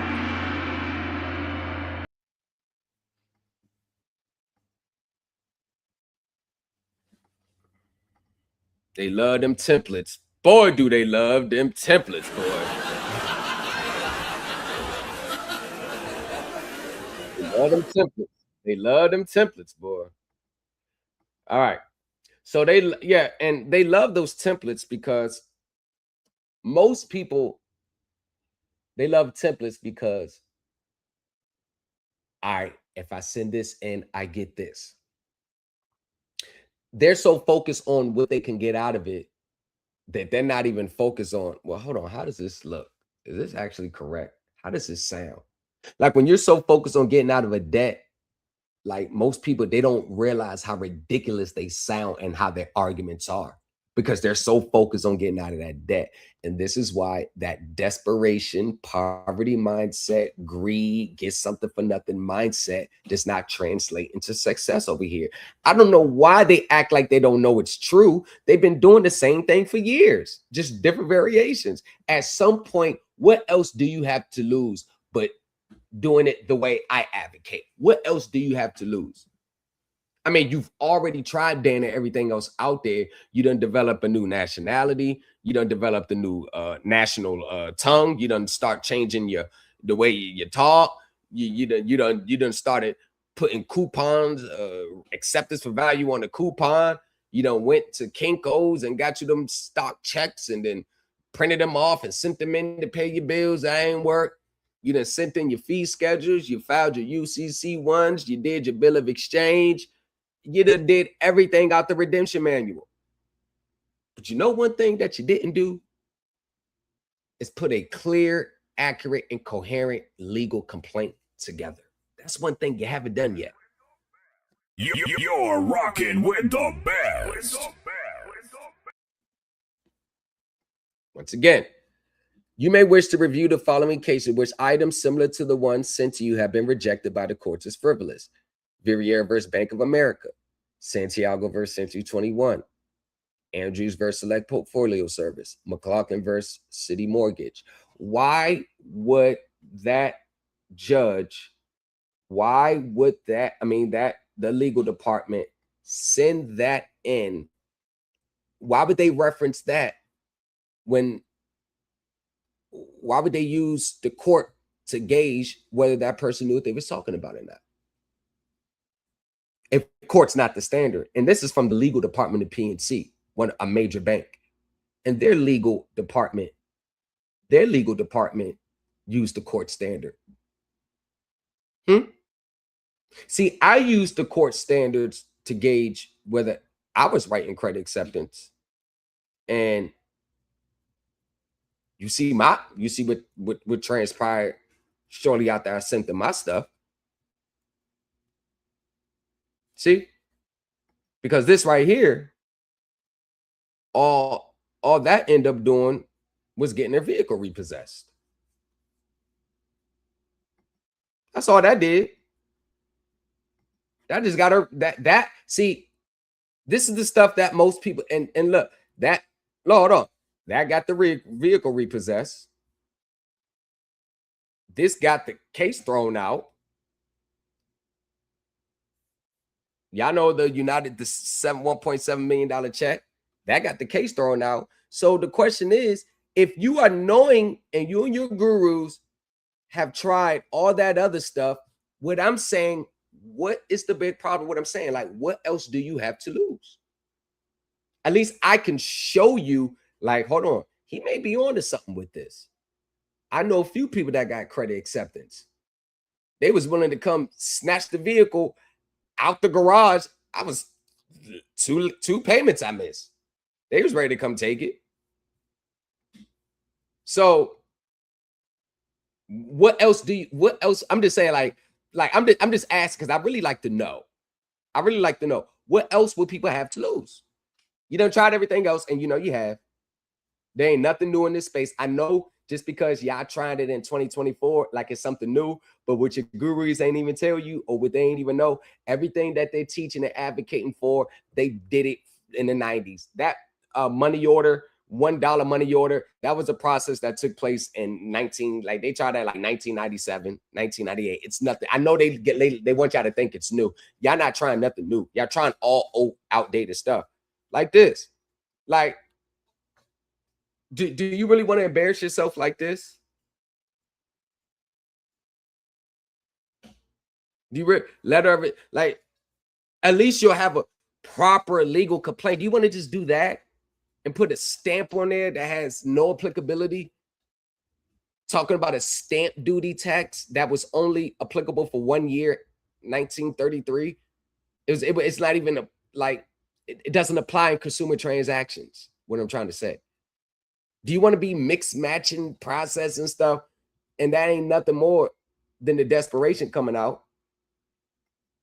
I mean, at least I could say, hey, yo, when I sent them my stuff dealing with the accounting, and I said, hey, I could prove I can win in court. At least when I say the way I would advocate for you to do, at least I could be like, hey, now name anyone else that got the same result within 2 days of sending them their documents. So at least you could at least he knows what he's talking about. It took him 48 hours to cease collection, took him off auto pay and all that in two days. That's all it took. And this is before I filed the lawsuit. They didn't do this in response to my lawsuit. This is before. So you really don't have nothing to lose. At worst, you're just going to be at the same position that you was for you got one. You're not going to end in become worse off. See, with these gurus, y'all, I don't know how y'all do it, man. Y'all be spending way more money with the gurus than with your actual obligation costs. Y'all know damn well 98% of that shit y'all tried ain't work. Y'all know it happened, but y'all stick around because y'all like the teacher. The teacher's hitting to your belief system. The problem with courts is what you believe is true has no bearing. All right, so let's get here for a second. All right, so let me show you the response. That's the question. That was the question. I mean, that was the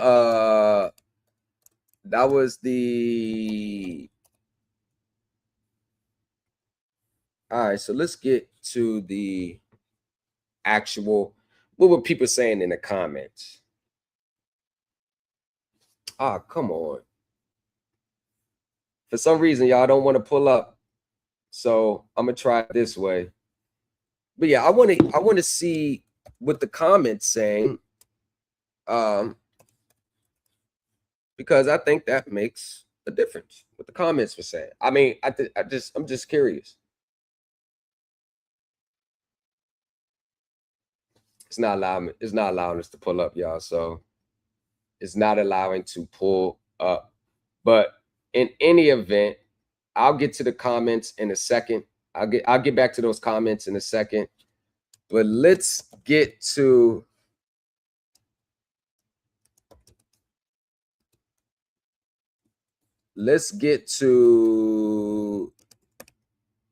a legal response to that document.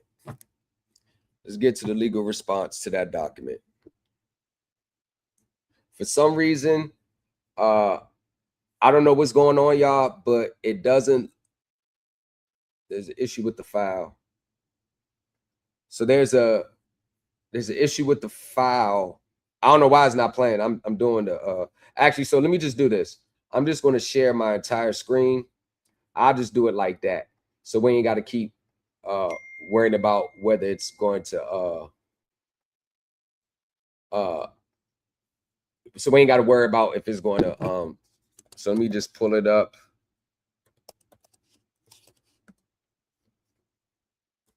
Let me just pull it up for y'all so we ain't got to.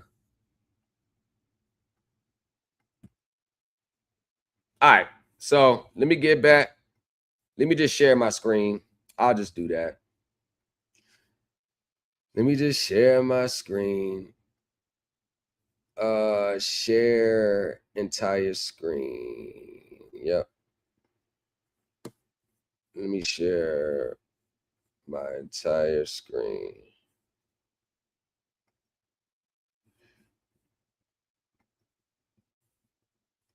It's not what I'm meant to do.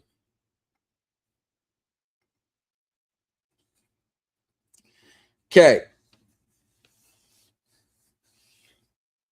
Professional rebuttal.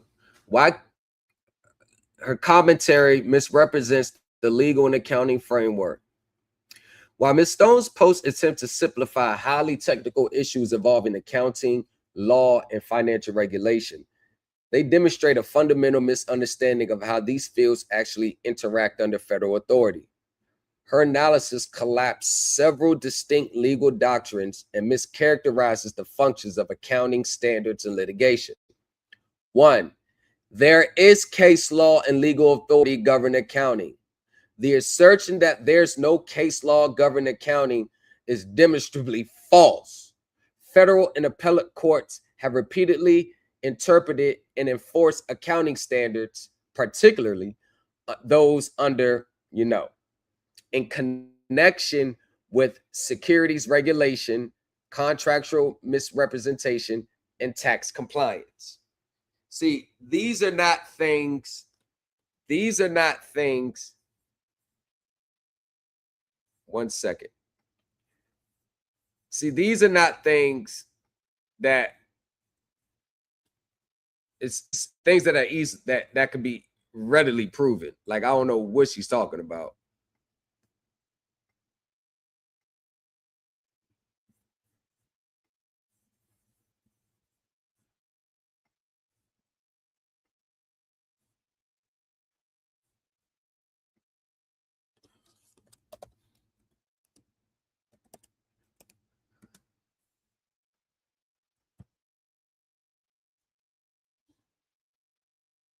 Y'all get to the second one right quick. Start with number 2. Be right back. I got to get my charger.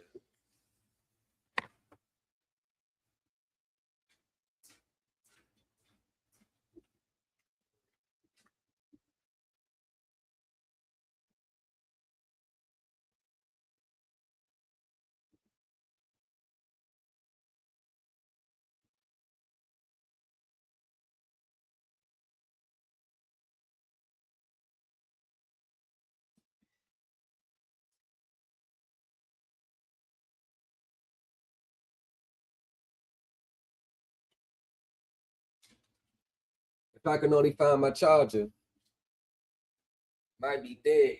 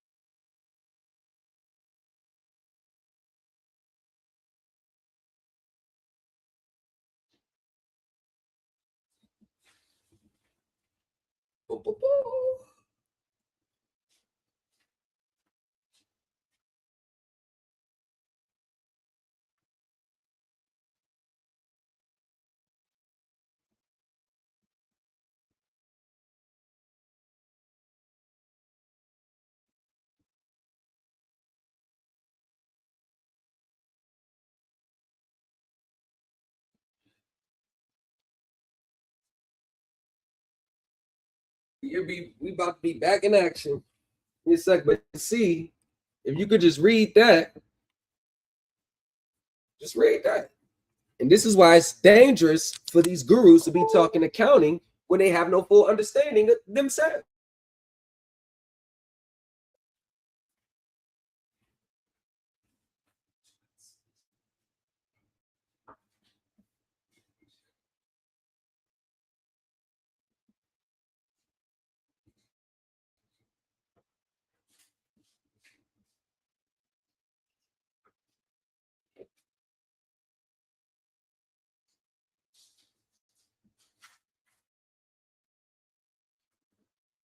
Yes, sir.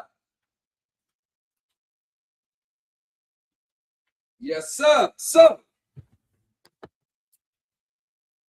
go back up. So, courts, there is case law governing accounting. And look, anyone familiar with those authorities know courts defer to accounting substance when it reveals legal truth. Courts don't need to be accountants to rule on accounting issues. The federal evidence rules and judicial precedents, accounting questions are handled through expert testimony and regulatory interpretation, not judicial speculation. The idea that judges can't understand accounting ignores how thousands of federal cases, from audit negligence to securitization and transfer assets, are resolved each year under these standards. In practice, accounting defines economic reality, and the courts interpret that reality through law. See, these are a lot of different parts that you have to wedge in to bring up accounting.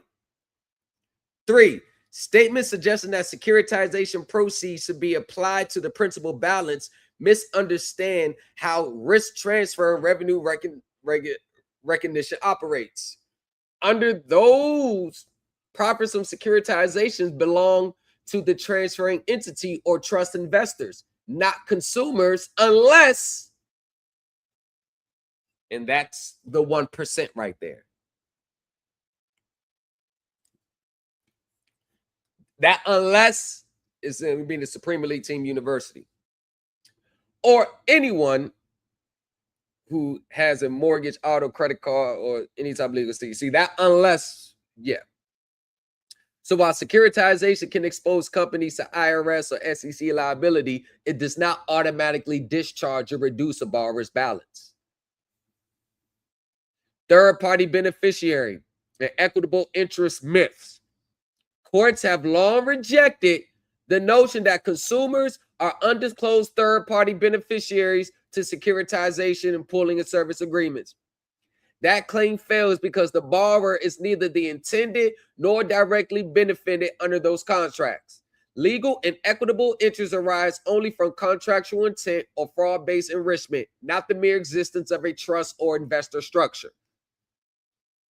Those distinctions are well established under contract, trust, and securities doctrine, easily confirmed by reviewing and standard federal case law on mortgage securitizations.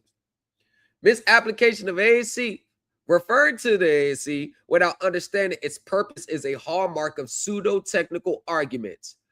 Blank governs the accounting of financial assets, not consumer compensation. It determines whether a company can remove from its balance sheets and recognize the sale based on whether it's transferred. Had nothing to do with, I'm citing this, so I don't got to pay the debt. See how technical it gets?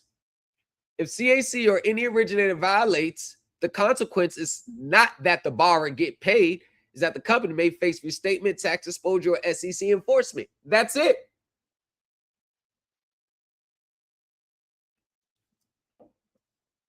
What Ms. Stone and her followers are missing is the discipline required to connect accounting structure to legal liability. They speak as if accounting creates rights. It doesn't. Law creates rights. Accounting reveals whether those rights were exercised truthfully. The people following her are confusing economic process with legal entitlement, and that's how they lose both credibility and cases. Anyone who actually studies GAAP, Internal Revenue Code, Federal Rules of Procedure understand this. Accounting governs representations. Yes. Law governs enforcement. Accounting governs representation. Law governs enforcement. That fact right there is why 98% of the people will no longer feel the need to know accounting now. Now they know, okay, just by me understanding accounting still doesn't give me a legal claim of right. The Stones post misled by combining superficial terminology with no grasp of their legal meaning. What she dismisses as no case law is in fact federal jurisprudence, regulatory precedents, and financial disclosure law that existed for decades. The gap isn't in the law, it's in her understanding of how the law integrates accounting. You can't just go cite accounting and think you're going to win. Oh, no. If that's the case, everybody be doing it. Right? Right? Right? If that's the case, everybody will be doing it. If that's the case, everybody will be doing it. If that's the case, everybody will be doing it. If that's the case, everybody will have an instance where credit acceptance or their finance company, their auto company, had more than 30 days, damn near 30 days to respond, and they still haven't responded. They haven't even made an appearance. And don't forget, credit card companies, if y'all feeling froggy, you can leak too. Thank you for your recent communications. We have reviewed our records and our writing to provide you with the following updates. We have closed your accounts and ceased collections. You have no further obligation regarding this account. That's a separate issue. That's not auto. That's a separate issue. You're rocking with the best. So what I'm saying is, can you see me? What I'm saying is, gurus, y'all going to come out as teachers in 2026.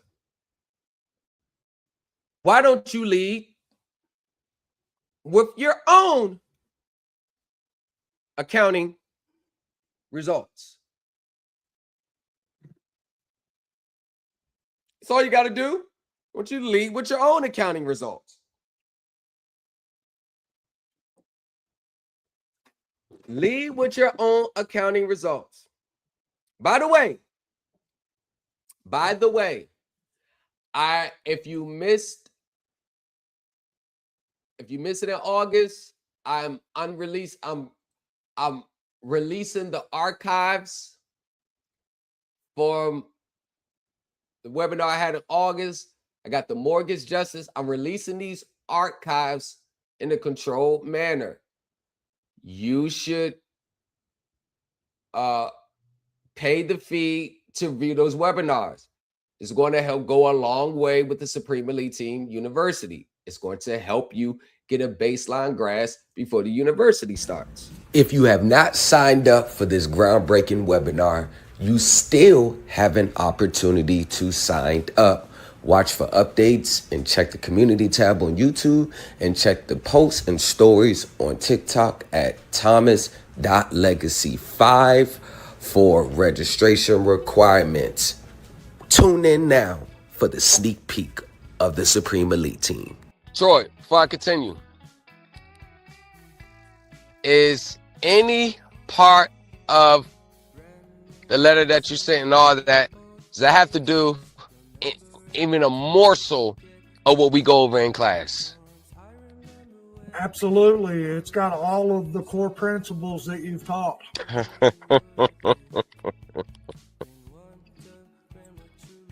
I attacked them in their private capacity as a private loan thing.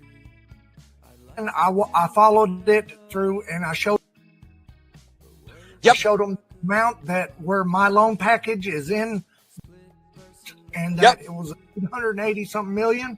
Yep. I showed them that I put some bullet points together, showing them how it was not how when it went through that it violated all principles according to and that it was after the point that I signed the contract. Okay.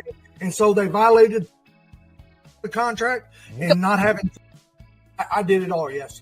Yep. The main elements that we go over in class night in and night out. Troy, what do you think about this? Let me ask your opinion about making credit acceptance by that whistleblower complaint back from me. I absolutely would do it after reading your paperwork and all of that stuff and having discussions with you. Man, you've got them fish over a barrel. That'll be easier than hunting ducks in a barrel. Duck in a barrel. And the thing about it is that I want to tell the class and whoever that's listening is that if you pay attention to the things that he teaches in this class and start taking notes, do your homework. Do your homework. You know, he can only lead a horse to water, but he can't make it drink. You have to drink yourself. Okay. And I've missed I've come down. I missed 85% of the classes and stuff, but I had the core things and the core principles down, and I read whatever he put out there. I throw it on my iPad and just start scrolling and reading. And Sorry, I ain't lead you around the wrong path yet, have I? No, not at all. And not only that, but I checked out with my securities attorney buddy, and he went over your brief, and he said, man, that's rock solid. He said, I could have done a better job myself. According to your conversation with your friend, the attorney, what we go over in group is right in line with the legal standards and the professionalism on how it has to look and what you need to know when you attack these people. The words that he used was, you're going about it standard operating procedures.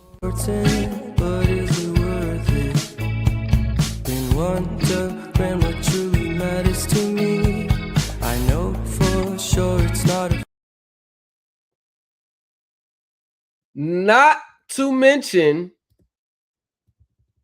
now, most people could say, that's just an ex-SEC attorney's opinion, 27 years decorated career, number 2 or 3 on the totem pole when he was there.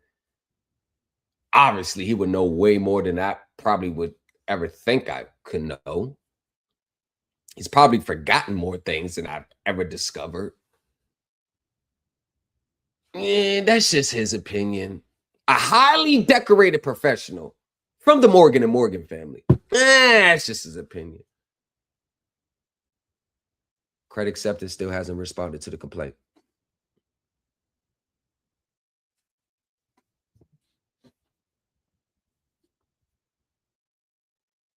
They haven't responded to the complaint.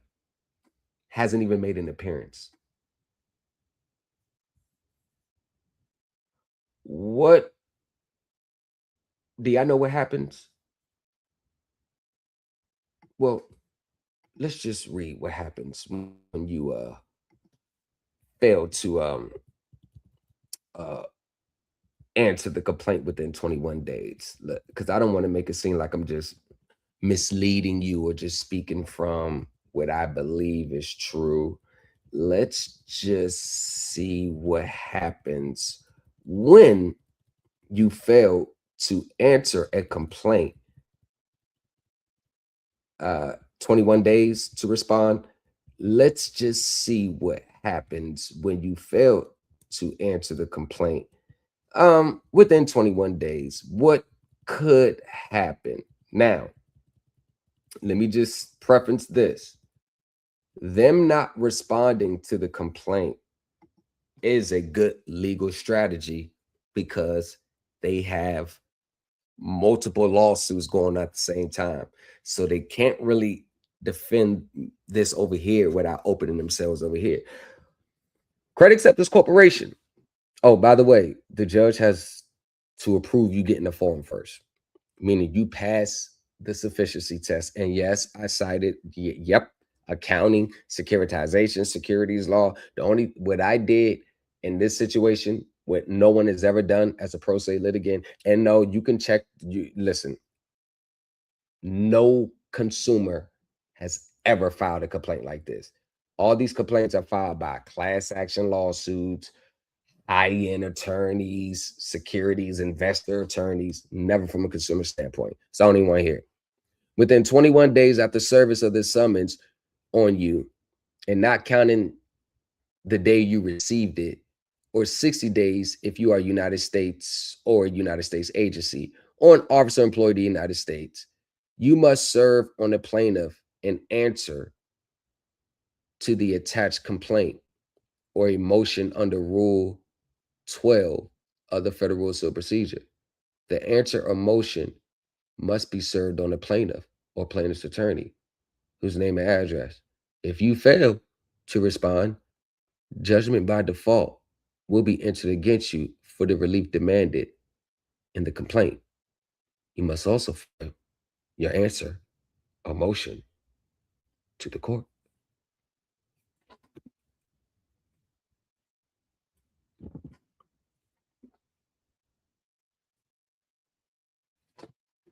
But I don't know what I'm talking about. I think this space for most people,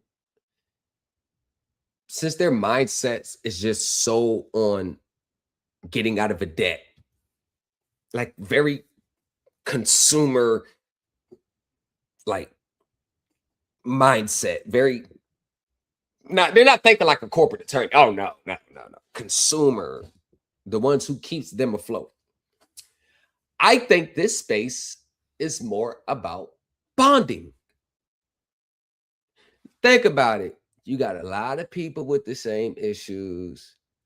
Oh, they're corrupt. There it is. They did illegal this. So when you have a lot of people bonding together under those circumstances, I think for most people, it's kind of like, well, at least I'm not the only one. So I don't think they're actually looking for actual results and understanding, because before they came to this space, they already have a self-defeating mindset. So I think for most people that follow gurus, I think just the hope is good enough for them. I think they say certain buzzwords like, you're not going to have to pay anymore. Oh, this is going to discharge your debt. Oh, you don't owe for real. Oh, that was your credit they lent back to you in the beginning. Like, I think that's enough for people. My approach, if you look at it, less than 1% of pro se litigants ever even figure out anyway. And less than 2% of pro se consumers worldwide. So I started to realize, as of lately, I started to get an uptick in professionals that's reaching out to me. I'm starting to get an uptick. They got some sort of background in it. One of my clients is an attorney. You get what I'm saying? Like, I'm starting to get like those, like for the professional field. From the consumer standpoint, yeah, but it's not as many as I would say like last year. I noticed that the people are more like in the professional field. I find that to be it's like this. I kind of gauge like people's mindset, and it's like their mindset and their financial situation on who they're going to follow. It's like, damn, I only got 10,000 for this mortgage defense, but I got 150 for this mortgage package that I can send to them. Like the mindset is, shit, I'm gonna pay the 150 because that's all I got. See, the mindset is never, I'm making an investment in my understanding. So for the future, I already know what to do. It's always like, I value what I can afford. Prime example, a Rolls Royce is like a $500,000 car, especially the truck, the color in it.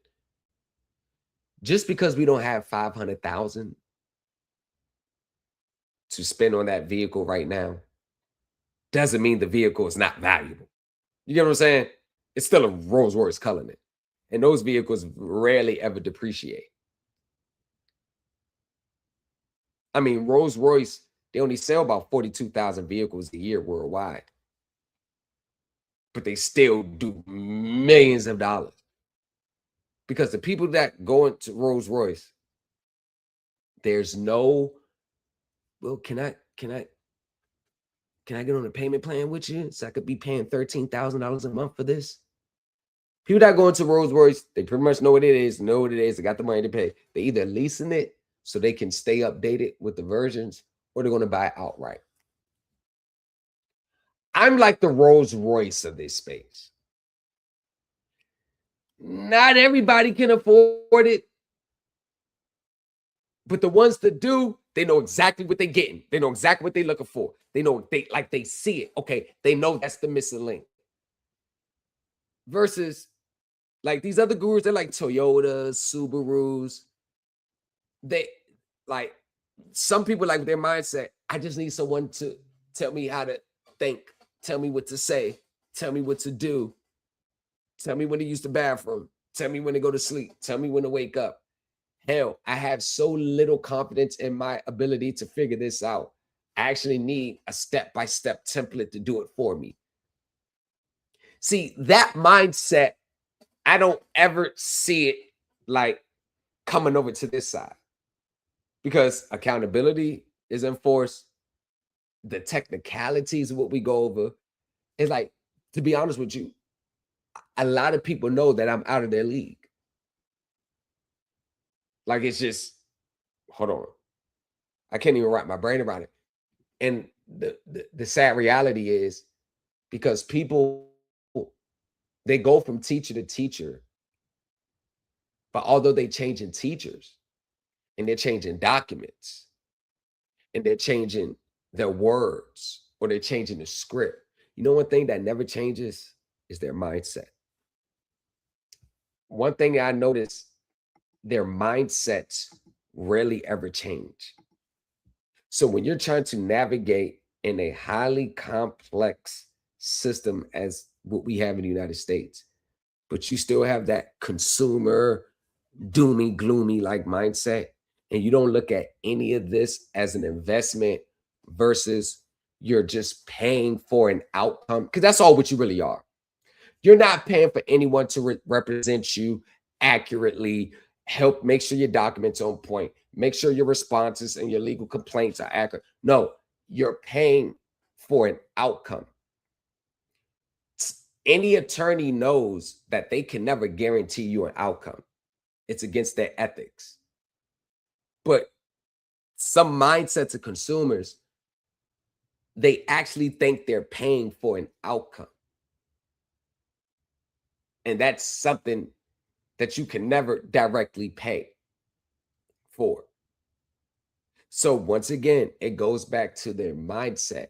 Many people are moving around in these spaces today with the unrealistic mindset of what this system is about. And the part that makes it even more alarming on my end is they knew exactly what this system was about before they got to these spaces. They knew before they came to these spaces or became woke and aware.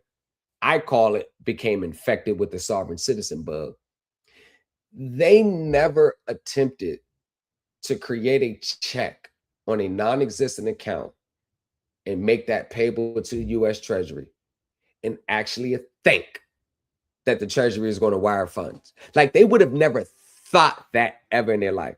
But now that you got bit by the sovereign citizen bug, you get bit by the bug. Now all that is now feasible to them. It's feasible when once they remove themselves from the sovereign citizen space, when they go back to normal reality, they now think they'll know it's not feasible. So that right there is the part that I could just never get around in the way people think. Like they know if you don't pay your bills, they're going to take your stuff.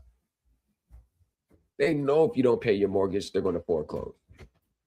They know if you don't pay your car note, they're going to repossess.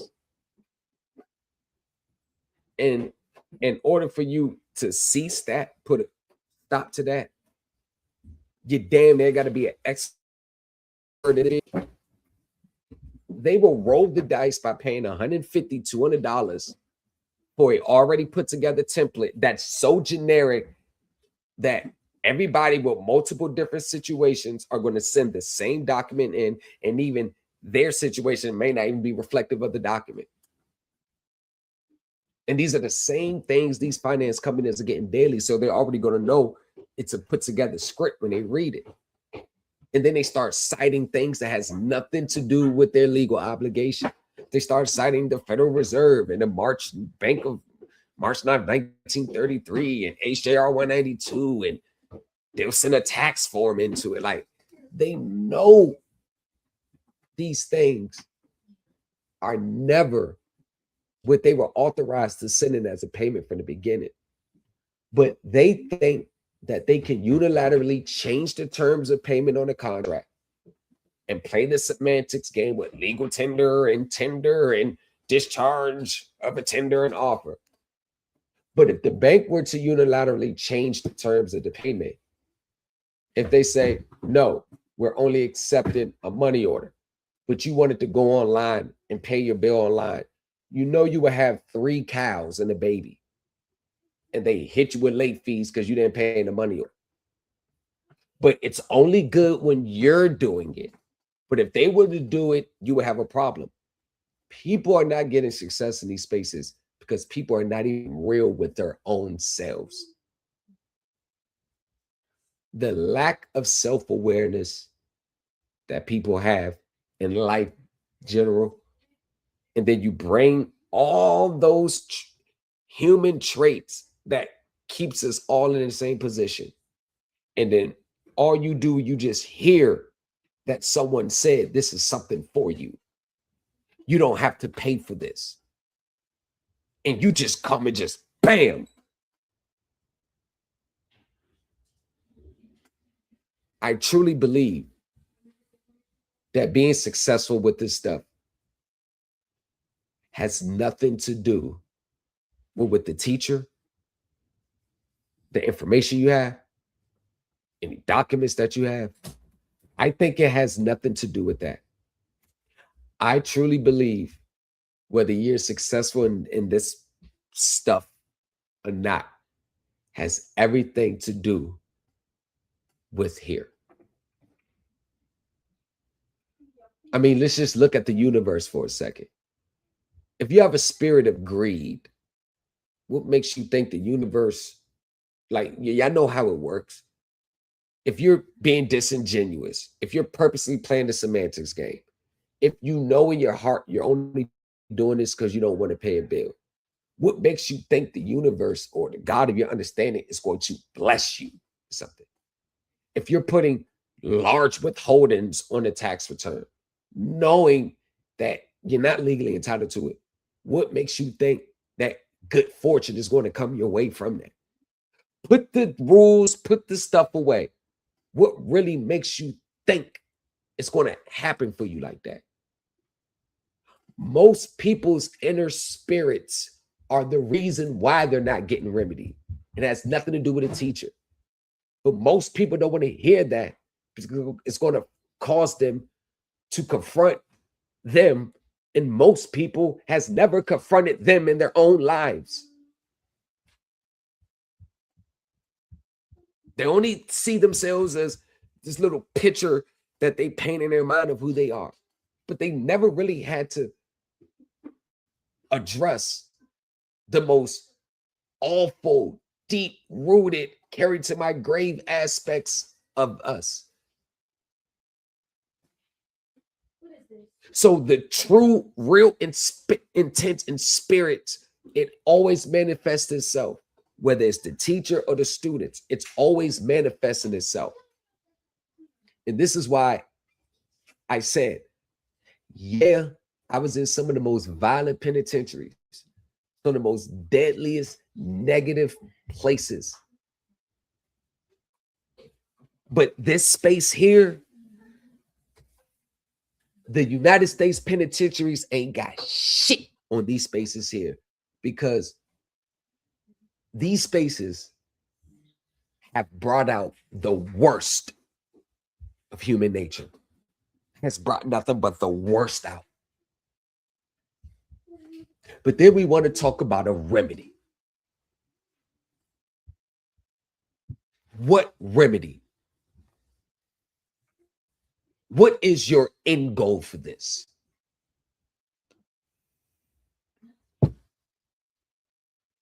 I question you to make it more than about paying a bill. Because once you have understanding, you not paying a bill, that just comes with the territory. Hell, it's going to happen even when you're not even looking for it to happen. It's going to happen when you're not even thinking about it. I didn't know that was going to happen. Haven't paid on it July, August, November, a half a year. But this is what a lot of people chase today. Having a nice vehicle and not have to pay for it. But that was not my end goal. That was something that just naturally happened along my process, all from understanding. It happens on its own. You can't force it. You can't speed it up. You can't slow it down. It just happens on its own.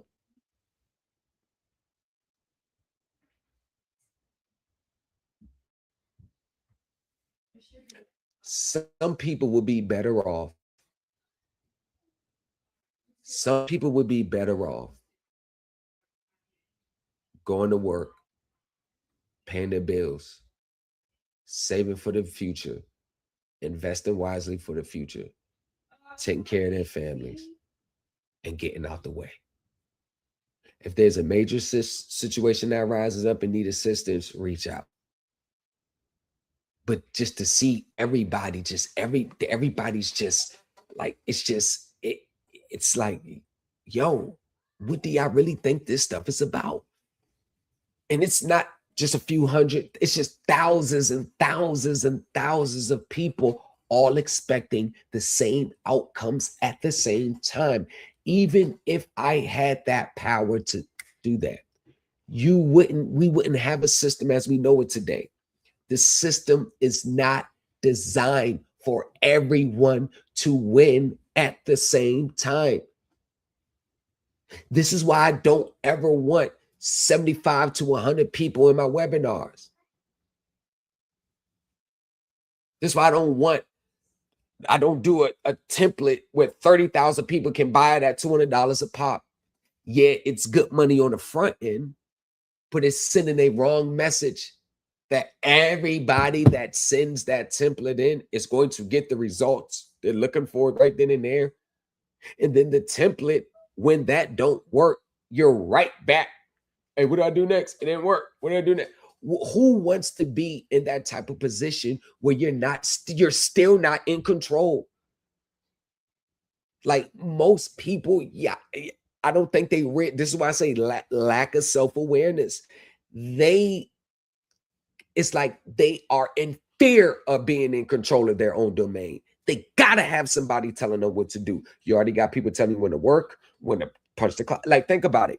Ever since we were old enough to remember, there's always been someone telling us what to do. As a kids, our parents told us what to do. Go to school. The teachers told you what to do. Graduate from high school, go to college. Your professors, they're telling you what to do. On the job, your boss is telling you what to do. We have been groomed to have someone be in control of us or telling us what to do. This is why a lot of people, it's cool. What I'm saying is, once you take this seriously and understand, you won't need anyone to tell you what to do because you will already know what to do.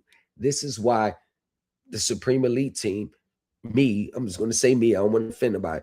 This is why I stand in a position of power because I am in control 100% of my own domain. I live life on my own terms. If I want to fight this case here, I do. If not, I just pay the monthly bill. I have that right. I decide, what is $300 bill? I just pay it. Because I use discernment. I know this ain't just every single bill, set off every single bill.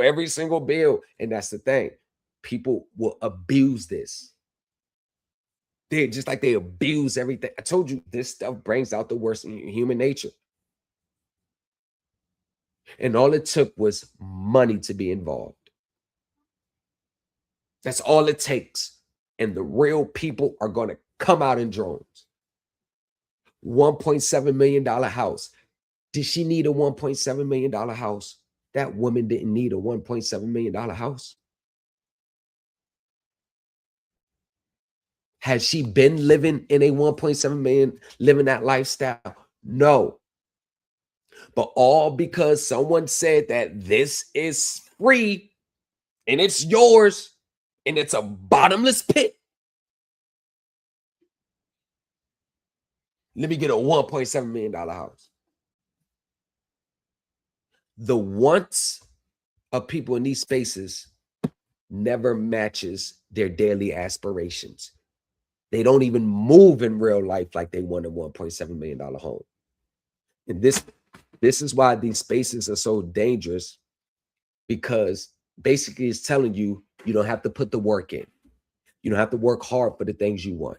You don't have to work smart for the things you want. You don't have to put the time in. You don't have to sacrifice, because it's all there waiting for you if you just follow this script. Oh, no. You follow this script. Nah, forget both of that. I got something better. You're going to follow this script.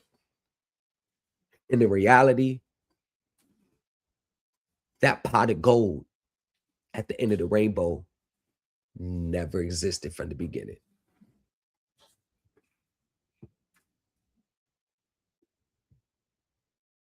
This is what makes this space sad. This is what makes this space sad. At some point, is the money really worth it? Is the money really worth it? Why do you really want the money? Why do you really want an $800,000 check or something? Why do you really want it?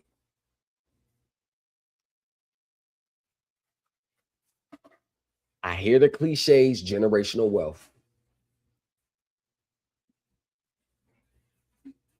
Generational wealth is never anything that you and I, the ones who are starting to create it, it's never going to be anything you're going to see through fruition in your lifetime.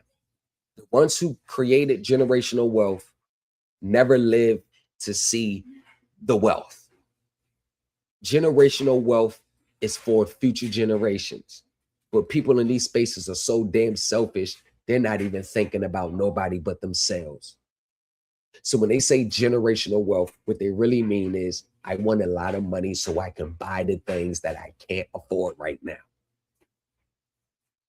When the government comes and busts these people, from the government sending them multiple erroneous checks, when I read the court cases, it's never, hey, we struck a deal, we're going to seize $2.5 million of their business that they started with it, hit them with $1 million fine, they're going to pay us back and good. You know what it is?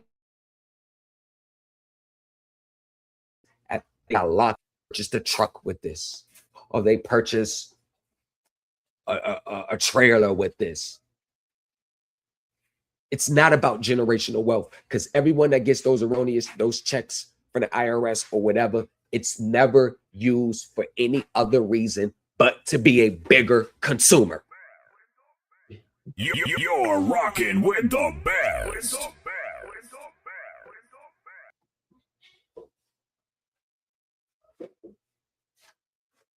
The things that people want to get out of these spaces are the things that if they really wanted it, they could create it in their own life.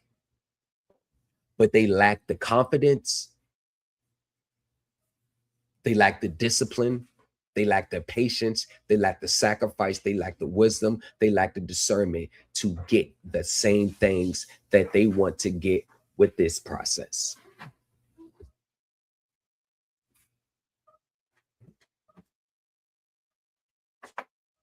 And it's only the mindsets of people in vulnerable situations who falls subject to this stuff.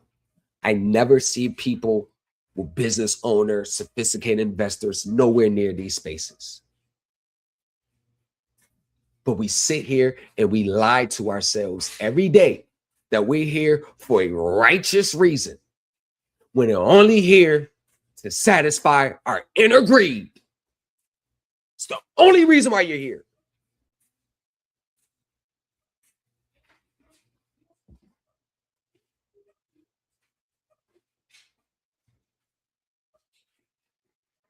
Pay your bills. Pay your bills. There's nothing wrong with paying your bills. You're rocking with the best. There's nothing wrong with paying your bills. Because if you really knew and you really understood, that's all coming back to you on the back end. 16 months of investigation with credit acceptance, I paid my bill. And the only reason when I stopped it, my bill, because I knew from a now legal standpoint that I am no longer entitled to the payments that's based on that contract. And not only am I not entitled, I can prove it in court.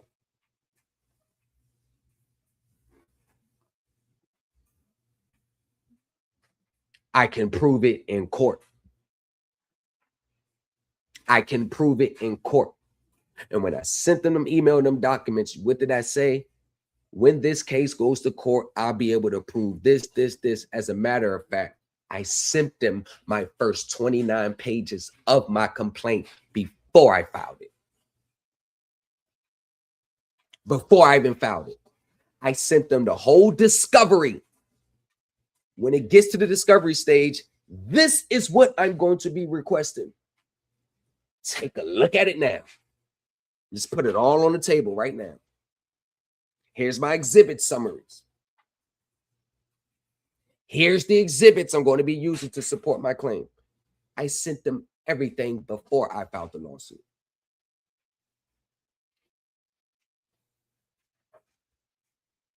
You know what I told them? I said, you know what? I will drop the suit. I will drop the suit. Because to be honest with you, credit acceptance, I'm not really after y'all. Y'all just an end to a means. I'm not really after y'all. It's not really y'all who I want for real. I told them, I really don't have no smoke for y'all. It's not y'all who I really want. But I know I got to get through you if I can get to who I really want. I said, I will drop this suit. I don't even want a refund or nothing. All I want you is to say I'm right. I will drop the suit. Because I know that's something that they never will admit. They never admit wrongdoing. They just settle quietly. They'll never admit wrong. All I want to do is just say I was right on this one. On my claims. Just tell me I'm right. I will drop the suit. release you from the contract and just say I'm right. And I would drop the suit. No monetary damages. Y'all can keep it. Because y'all saying I'm right is worth way more than money.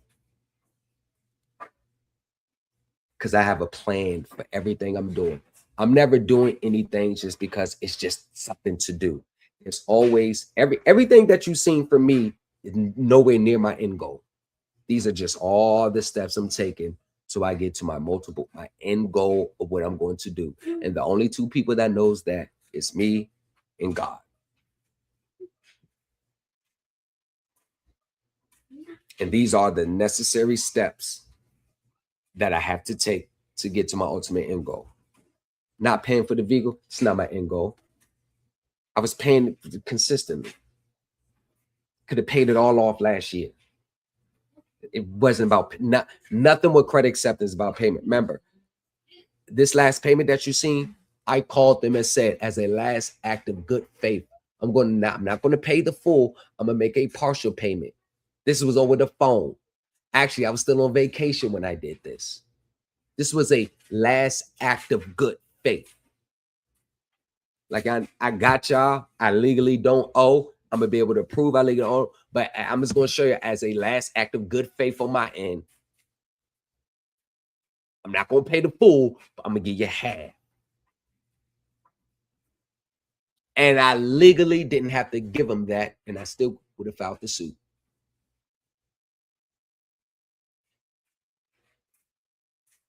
When I filed my case, I was current. When I was putting my claims together, I was remaining current. Because one of the biggest things that the courts and they like to do is try to spin the narrative like you're only doing this because you're behind. Because they'll ask, well, why didn't you bring this up 2 years ago? Why didn't you bring this up when you made this payment? And the answer can't be, well, I didn't know it at the time. I wasn't aware. In many cases, it's not going to fly.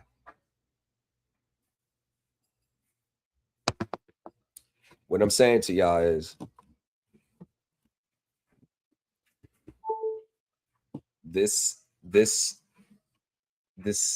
what you're here for, or whatever the reason why you're here, whatever reason why you are here, I just want to say that I don't think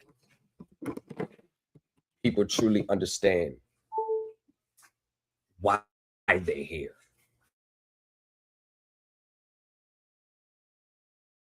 I don't really think they know. I don't think people know like why they're here.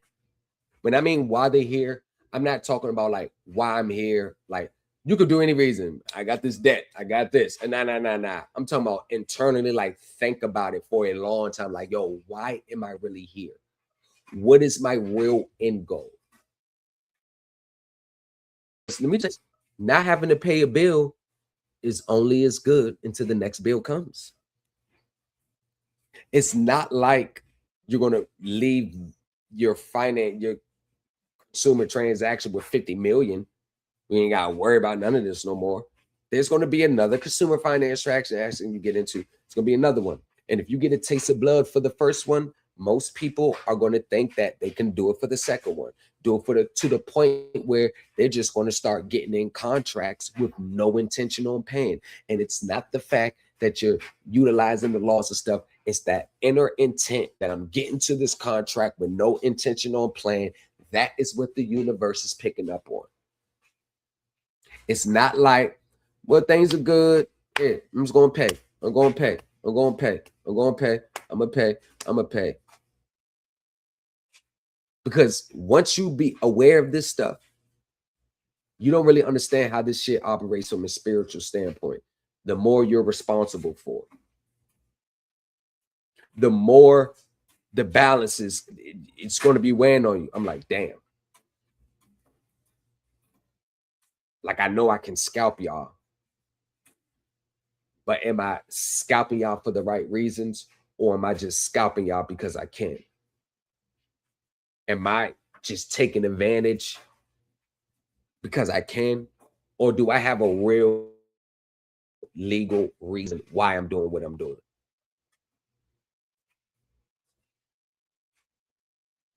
It's a lot to balance. And this is why everybody is not a teacher. They're not equipped. They're not, because they're teaching people they're teaching people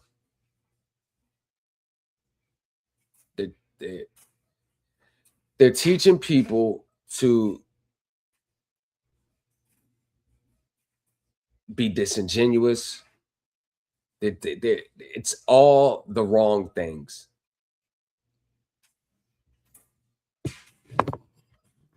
Life happens. Life happens. Life happens. Life happens. And, you know, sometimes you got to take things where they're at. Sometimes you got to take it where it's at. I know there's a lot of people that reach out to me because, oh, I need immediate help. And I get the paranoia. Is because you get what I'm saying? Like you're trying to save your assets. You're trying to save what a lot of people work hard for. And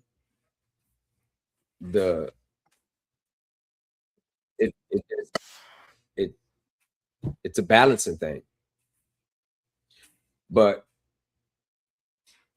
if you think that these people are just going to roll over and play dead, if you think these people are going to roll over and play dead,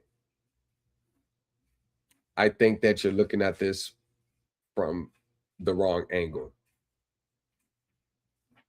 Prime example. Let me give you an example of people coming in this for all the wrong reasons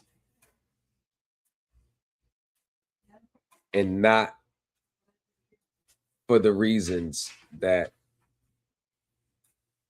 I would say they should.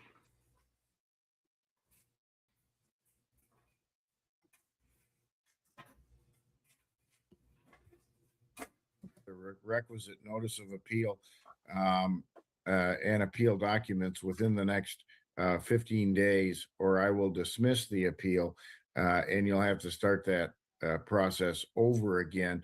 And the dismissal may have a substantive effect on your ability to file another appeal. So in the case of Preferred Credit Union versus Franthia Price. And this matter is before the court for a motion today, although it was not clear to me what the nature of the motion is. So as an initial matter, Ms. Price, would you state and spell your full name for the record, please? I just want you to know, Your Honor, I'm here specially, not generally, and do so sui juris as they authorize. Yeah.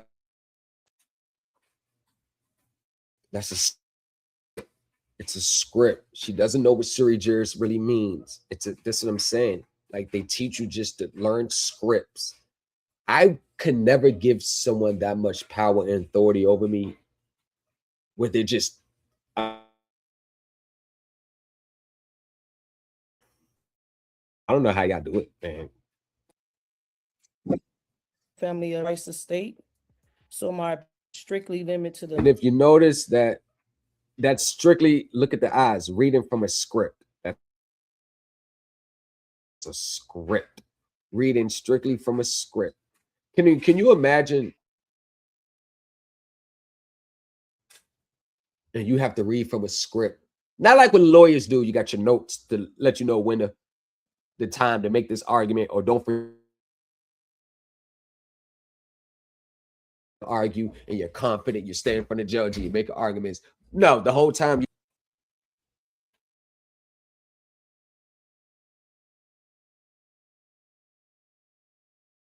and it does not grant any joinder, any waiver of rights or implied legal disability or so with any bar guild. This is fair use. And notice how she used the term bar guild. She doesn't even know what it means, and it doesn't apply in the United States.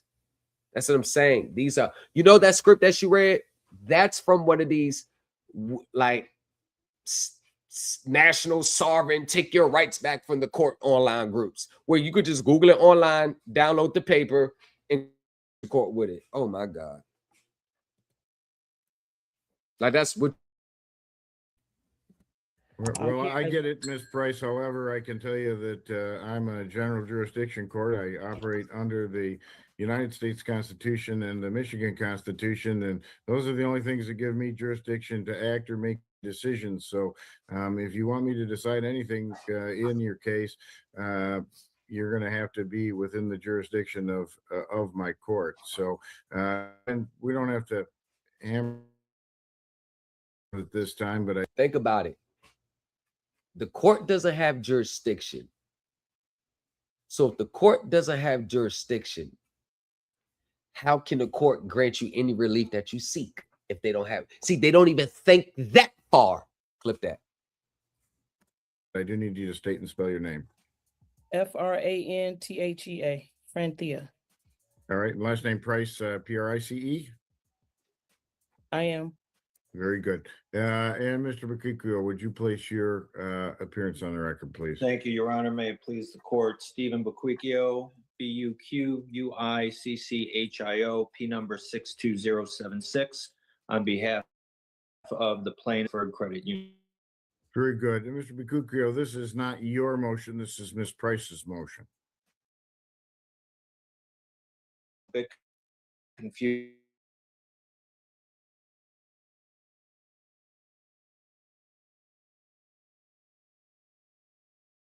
Legally, and we'll wait for the court's direction as to when I can speak. Oh, let me go back to Ms. Price, because it's her that initiated Price in a legal sense. Request that the court take judicial notice pursuant to MRE 201.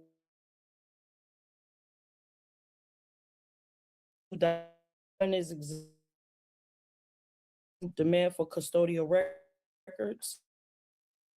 And number 2, supplemental notice of clarification regarding the constructive subpoena. These materials, Your Honor, are supported by the Federal Reserve operating.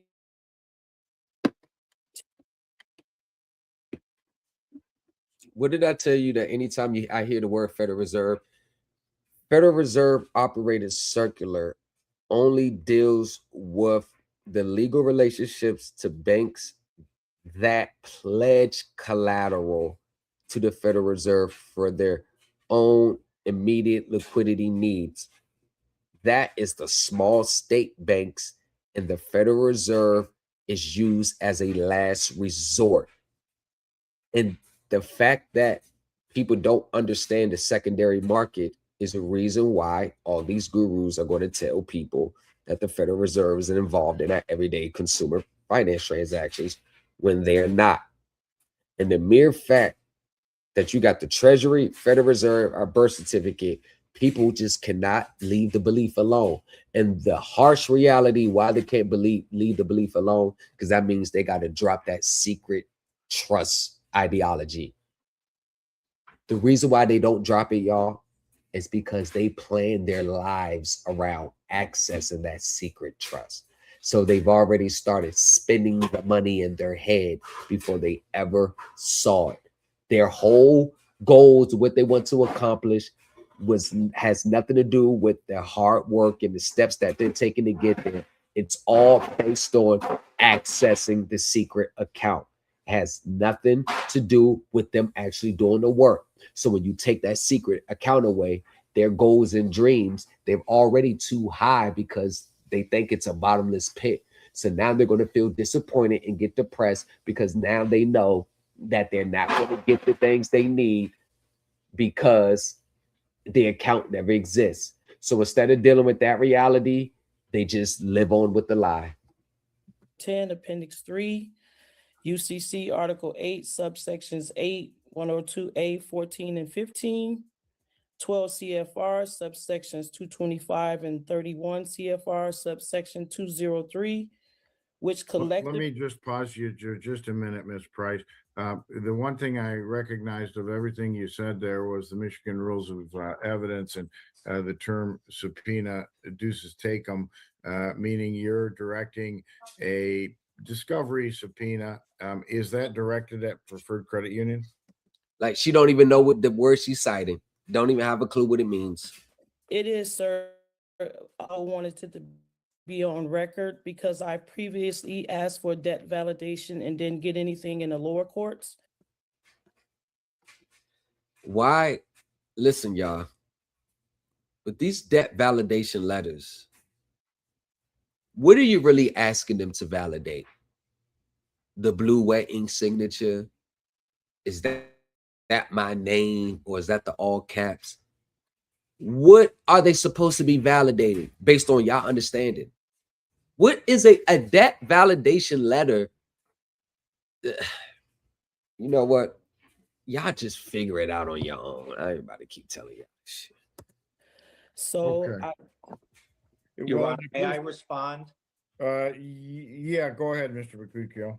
A couple things, Your Honor. There's a lot to unpack there. Number one, we have a judgment in this case. So any attempt for discovery is outside, respectfully, the jurisdiction of this court at this point. I suspect what Ms. Price or the estate of Ms. Price or the Franthea Price family of Price estate is seeking to do here, Your Honor, is undo the judgment that was legally entered in the lower court case. So I would just say, Your Honor, what she's asking for is irrelevant and outside the bounds of what this court can do. And if she would have reached out to me, I would have told her the same thing. You cannot go on appeal trying to relitigate the case that was already decided and a final entry of judgment. See, this is called rules and knowing procedure. No, what most people want me to do is lie to them and tell them everything's gonna be pie in the sky. The case is over as far as the district court is concerned. I can get into the argument as to the debt validation. I did produce with our response a motion for summary disposition there that did provide for the debt validation notice. Once again, what is the number one thing that I say? When most pro se consumers, litigants respond to the complaint, their complaints are so devoid of any legal merit that the other side automatically files for a motion for summary judgment. Remember when I said that? They're always going to file. With my clients, they don't even attempt a summary judgment motion.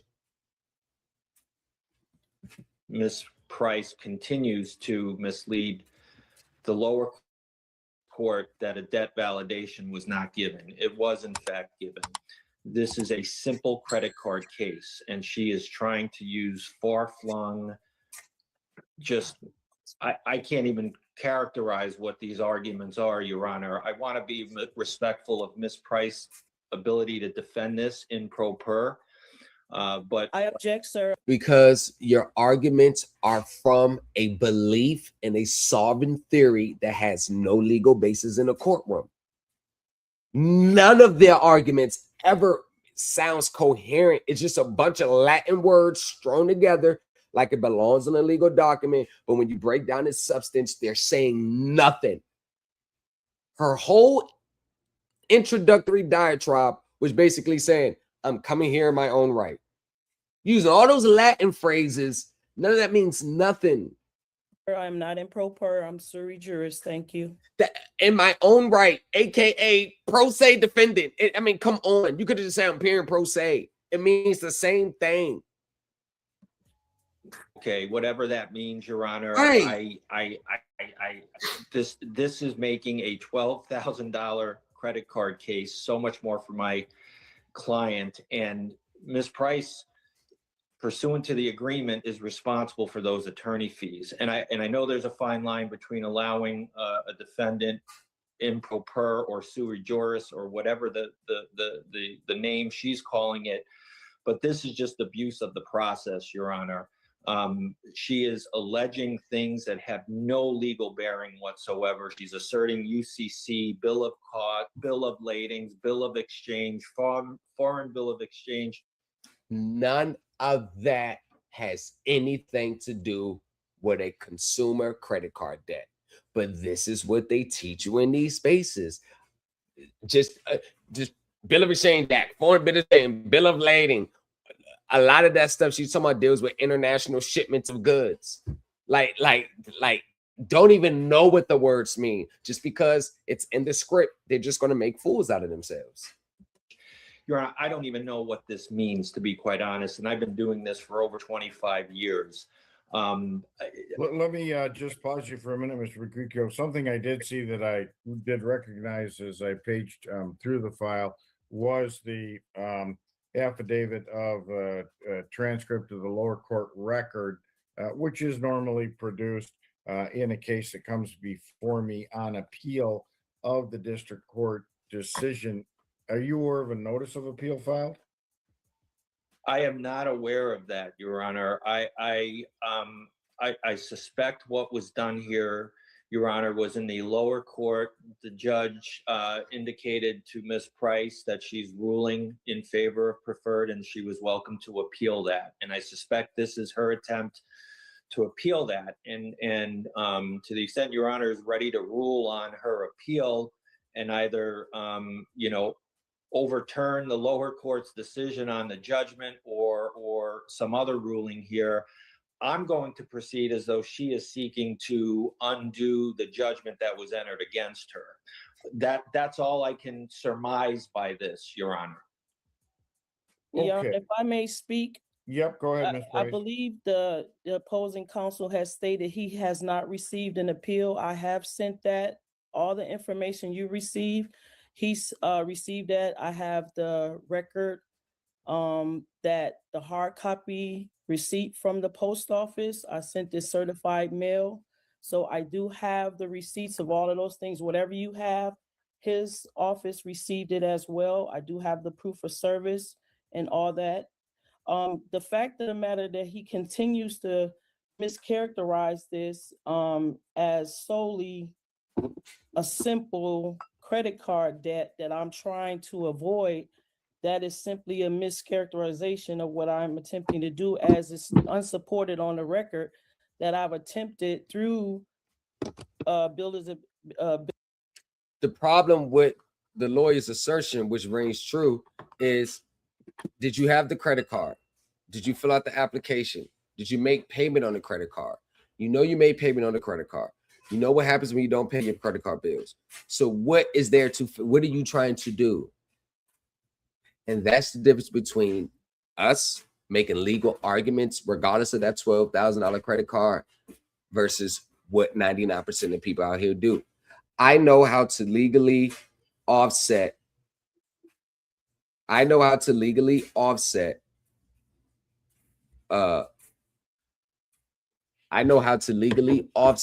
the fact that, yes, she has a $12,000 credit card bill. Hell, my client had a $17,500 complaint filed.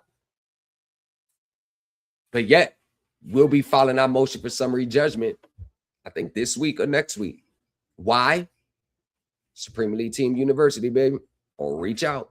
Bill of exchange, and I've asked and requested and have not received a simple application. A copy of it is not supported of the verification that this is a bona fide contract. But if you already made payments on the contract, why do you need all that now? Why need you get that in the beginning? And this is what I meant earlier with the disingenuousness of these spaces. And this is the thing. Stand on that shit. If you doing this just to say I want to get out of a debt, If you doing this just to get out of a debt, stand on it. Stop acting like it's not that when you really know that's the only reason why you're doing it. Because I don't want to pay this bill. Because people don't want to admit the real reason why they're doing it because they know morally the shit's just wrong. No integrity, no nothing. I just want to get shit and don't pay for it. You want to get shit? What the fuck do you think you are? You going to live in the United States of America and get shit and not pay for it? Weird thinking they do. And lawful consideration, if it's not done, is violation of a contract as well. All right. Well, here's my where I sit on this one, Ms. Price, is that my position legally here is I can sit as the Court of Appeals to review the judgment in the district court. And what I appear to have in front of me here is a partial appeal in that I do have the record, at least at what looks like to me, it's not a full record. It's just a transcript of the summary judgment hearing at the in the district court in Kentwood. Normally, when I get the record from them, it has a whole bunch of other documents that explain, in a nutshell, how that case was reduced to judgment. And I don't have that, so I don't appear to have an entire record. And what I don't have from you specifically is a document called a notice of appeal that tells me that you're appealing a final judgment and that you want me to review that. Procedure, rules, missed that part. So caught up in the Siri juris and the Siri this and the Bill of Lading, Bill of, I told you, they never pay no attention to the court rules and procedure. For its legality. I can tell you, because it is on appeal, it follows the appellate rules of the Michigan court rules, and they are, for lack of a better term, more intricate and harder to follow than the general court rules or the court rules for proceeding in the district court. And this is why people want to neglect them. Hard to understand, hard to follow. Or in the circuit court, there are a lot more hoops. In a nutshell, she lost her case. I gotta go. I gotta get ready, get the girls ready for school, chill with the wife, chill with the family. Tomorrow, Supreme Elite team, we back in the building. We have class tomorrow night. We got court filings coming all this month. We got responses, we got mortgages, we got autos, we got credit cards. I got to get with my professional team. Got some word back from the top professionals in this stuff. So I'm about to get some more insight and some more detail what's going on. About to hop on this phone call. Hey, listen, y'all. Hey, all I can say is 2025. I guess. Yeah, I guess. Do the best. Figure out the best way you can, I guess. This lawsuit against Credit Acceptance Corporation isn't just about one contract. It's about exposing a nationwide scheme that's been hiding in plain sight. Credit Acceptance structured my agreement to look like a simple car loan, but behind the scenes, they securitized it, retained control, and charged a 23.99% interest rate, well above Virginia's legal limit. That's not just deceptive, it's unlawful, and they're doing that in every state they operate in. If Virginia steps in this case, could trigger a wave of enforcement against lenders who use dealer advance programs to disguise true lending relationships. And if the federal government follows through, the IRS, CFPB, or SEC, then consumer lenders across the country will be forced to rethink how they structure, report, and enforce their contracts. This lawsuit demands restitution, recharacterization, and accountability. But more than that, it could set precedents, forcing leaders to respect substance over form and putting consumers back in control of their financial rights. The system's been rigged long enough. Now it is actually time to expose it accurately. And the claims that I'm raising in my lawsuit are the same claims that Credit Acceptance has settled numerous of times with investors, other consumers, or state attorney generals who actually stepped up and held them accountable. This lawsuit is the first lawsuit in the history of the Fourth Circuit and all other federal circuits where claims of this magnitude has been brought against Credit Acceptance Corporation or any other finance corporation from a consumer capacity. You normally see these lawsuits filed by attorney generals of states or the lawyers for the investors. Never have you seen these claims filed from a consumer standpoint. I've seen a lot of consumer complaints and lawsuits filed against Credit Acceptance and other finance companies, but they all have missed the mark because they are approaching it and attacking it from a consumer-like standpoint and doesn't have the mindset of a creditor or a lender to attack them on the level in which they operate. This lawsuit could actually spark a reform in consumer financing. I am one man taking on the complex system. So, it further goes to says that this is what took place, man. I signed the contract. The dealership transferred that contract to Credit Acceptance. Credit Acceptance now had the proper collateral so they can issue trust notes to the investors. The investors put the money up for my deal, for the purchase price in exchange for the contract in which where I will be making my monthly payments. Cool. No issue with that. The thing is, and your legal department admitted that Credit Acceptance never gave me any type of funding in order to even support a contract, which is not a big deal. Rather, they got my promise to pay the security and they was able to raise the funds for the purchase. So is it that credit, and this is their own words, I'm reading from and it's filed with the SEC. So is it more that Credit Acceptance really just acted as a broker between me, the one that needed financing, and the ones who's willing to invest in my contract? So you all just kind of mainly were just the middleman to broker the deal instead of really being a lender in the traditional sense, like Credit Acceptance went into their own back pocket and put up the money. You kind of more brokered the transaction. Is that more of an accurate statement? Well, I'll be damned.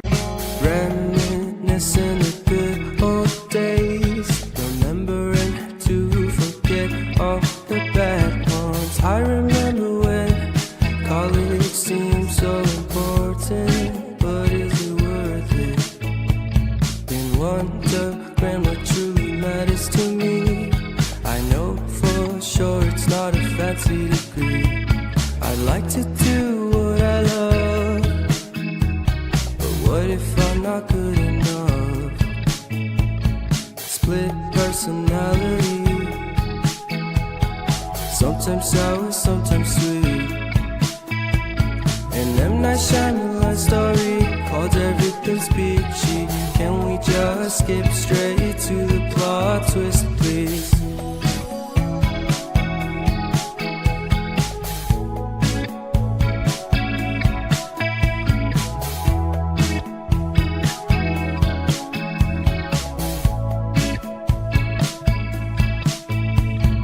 Life's all about balance.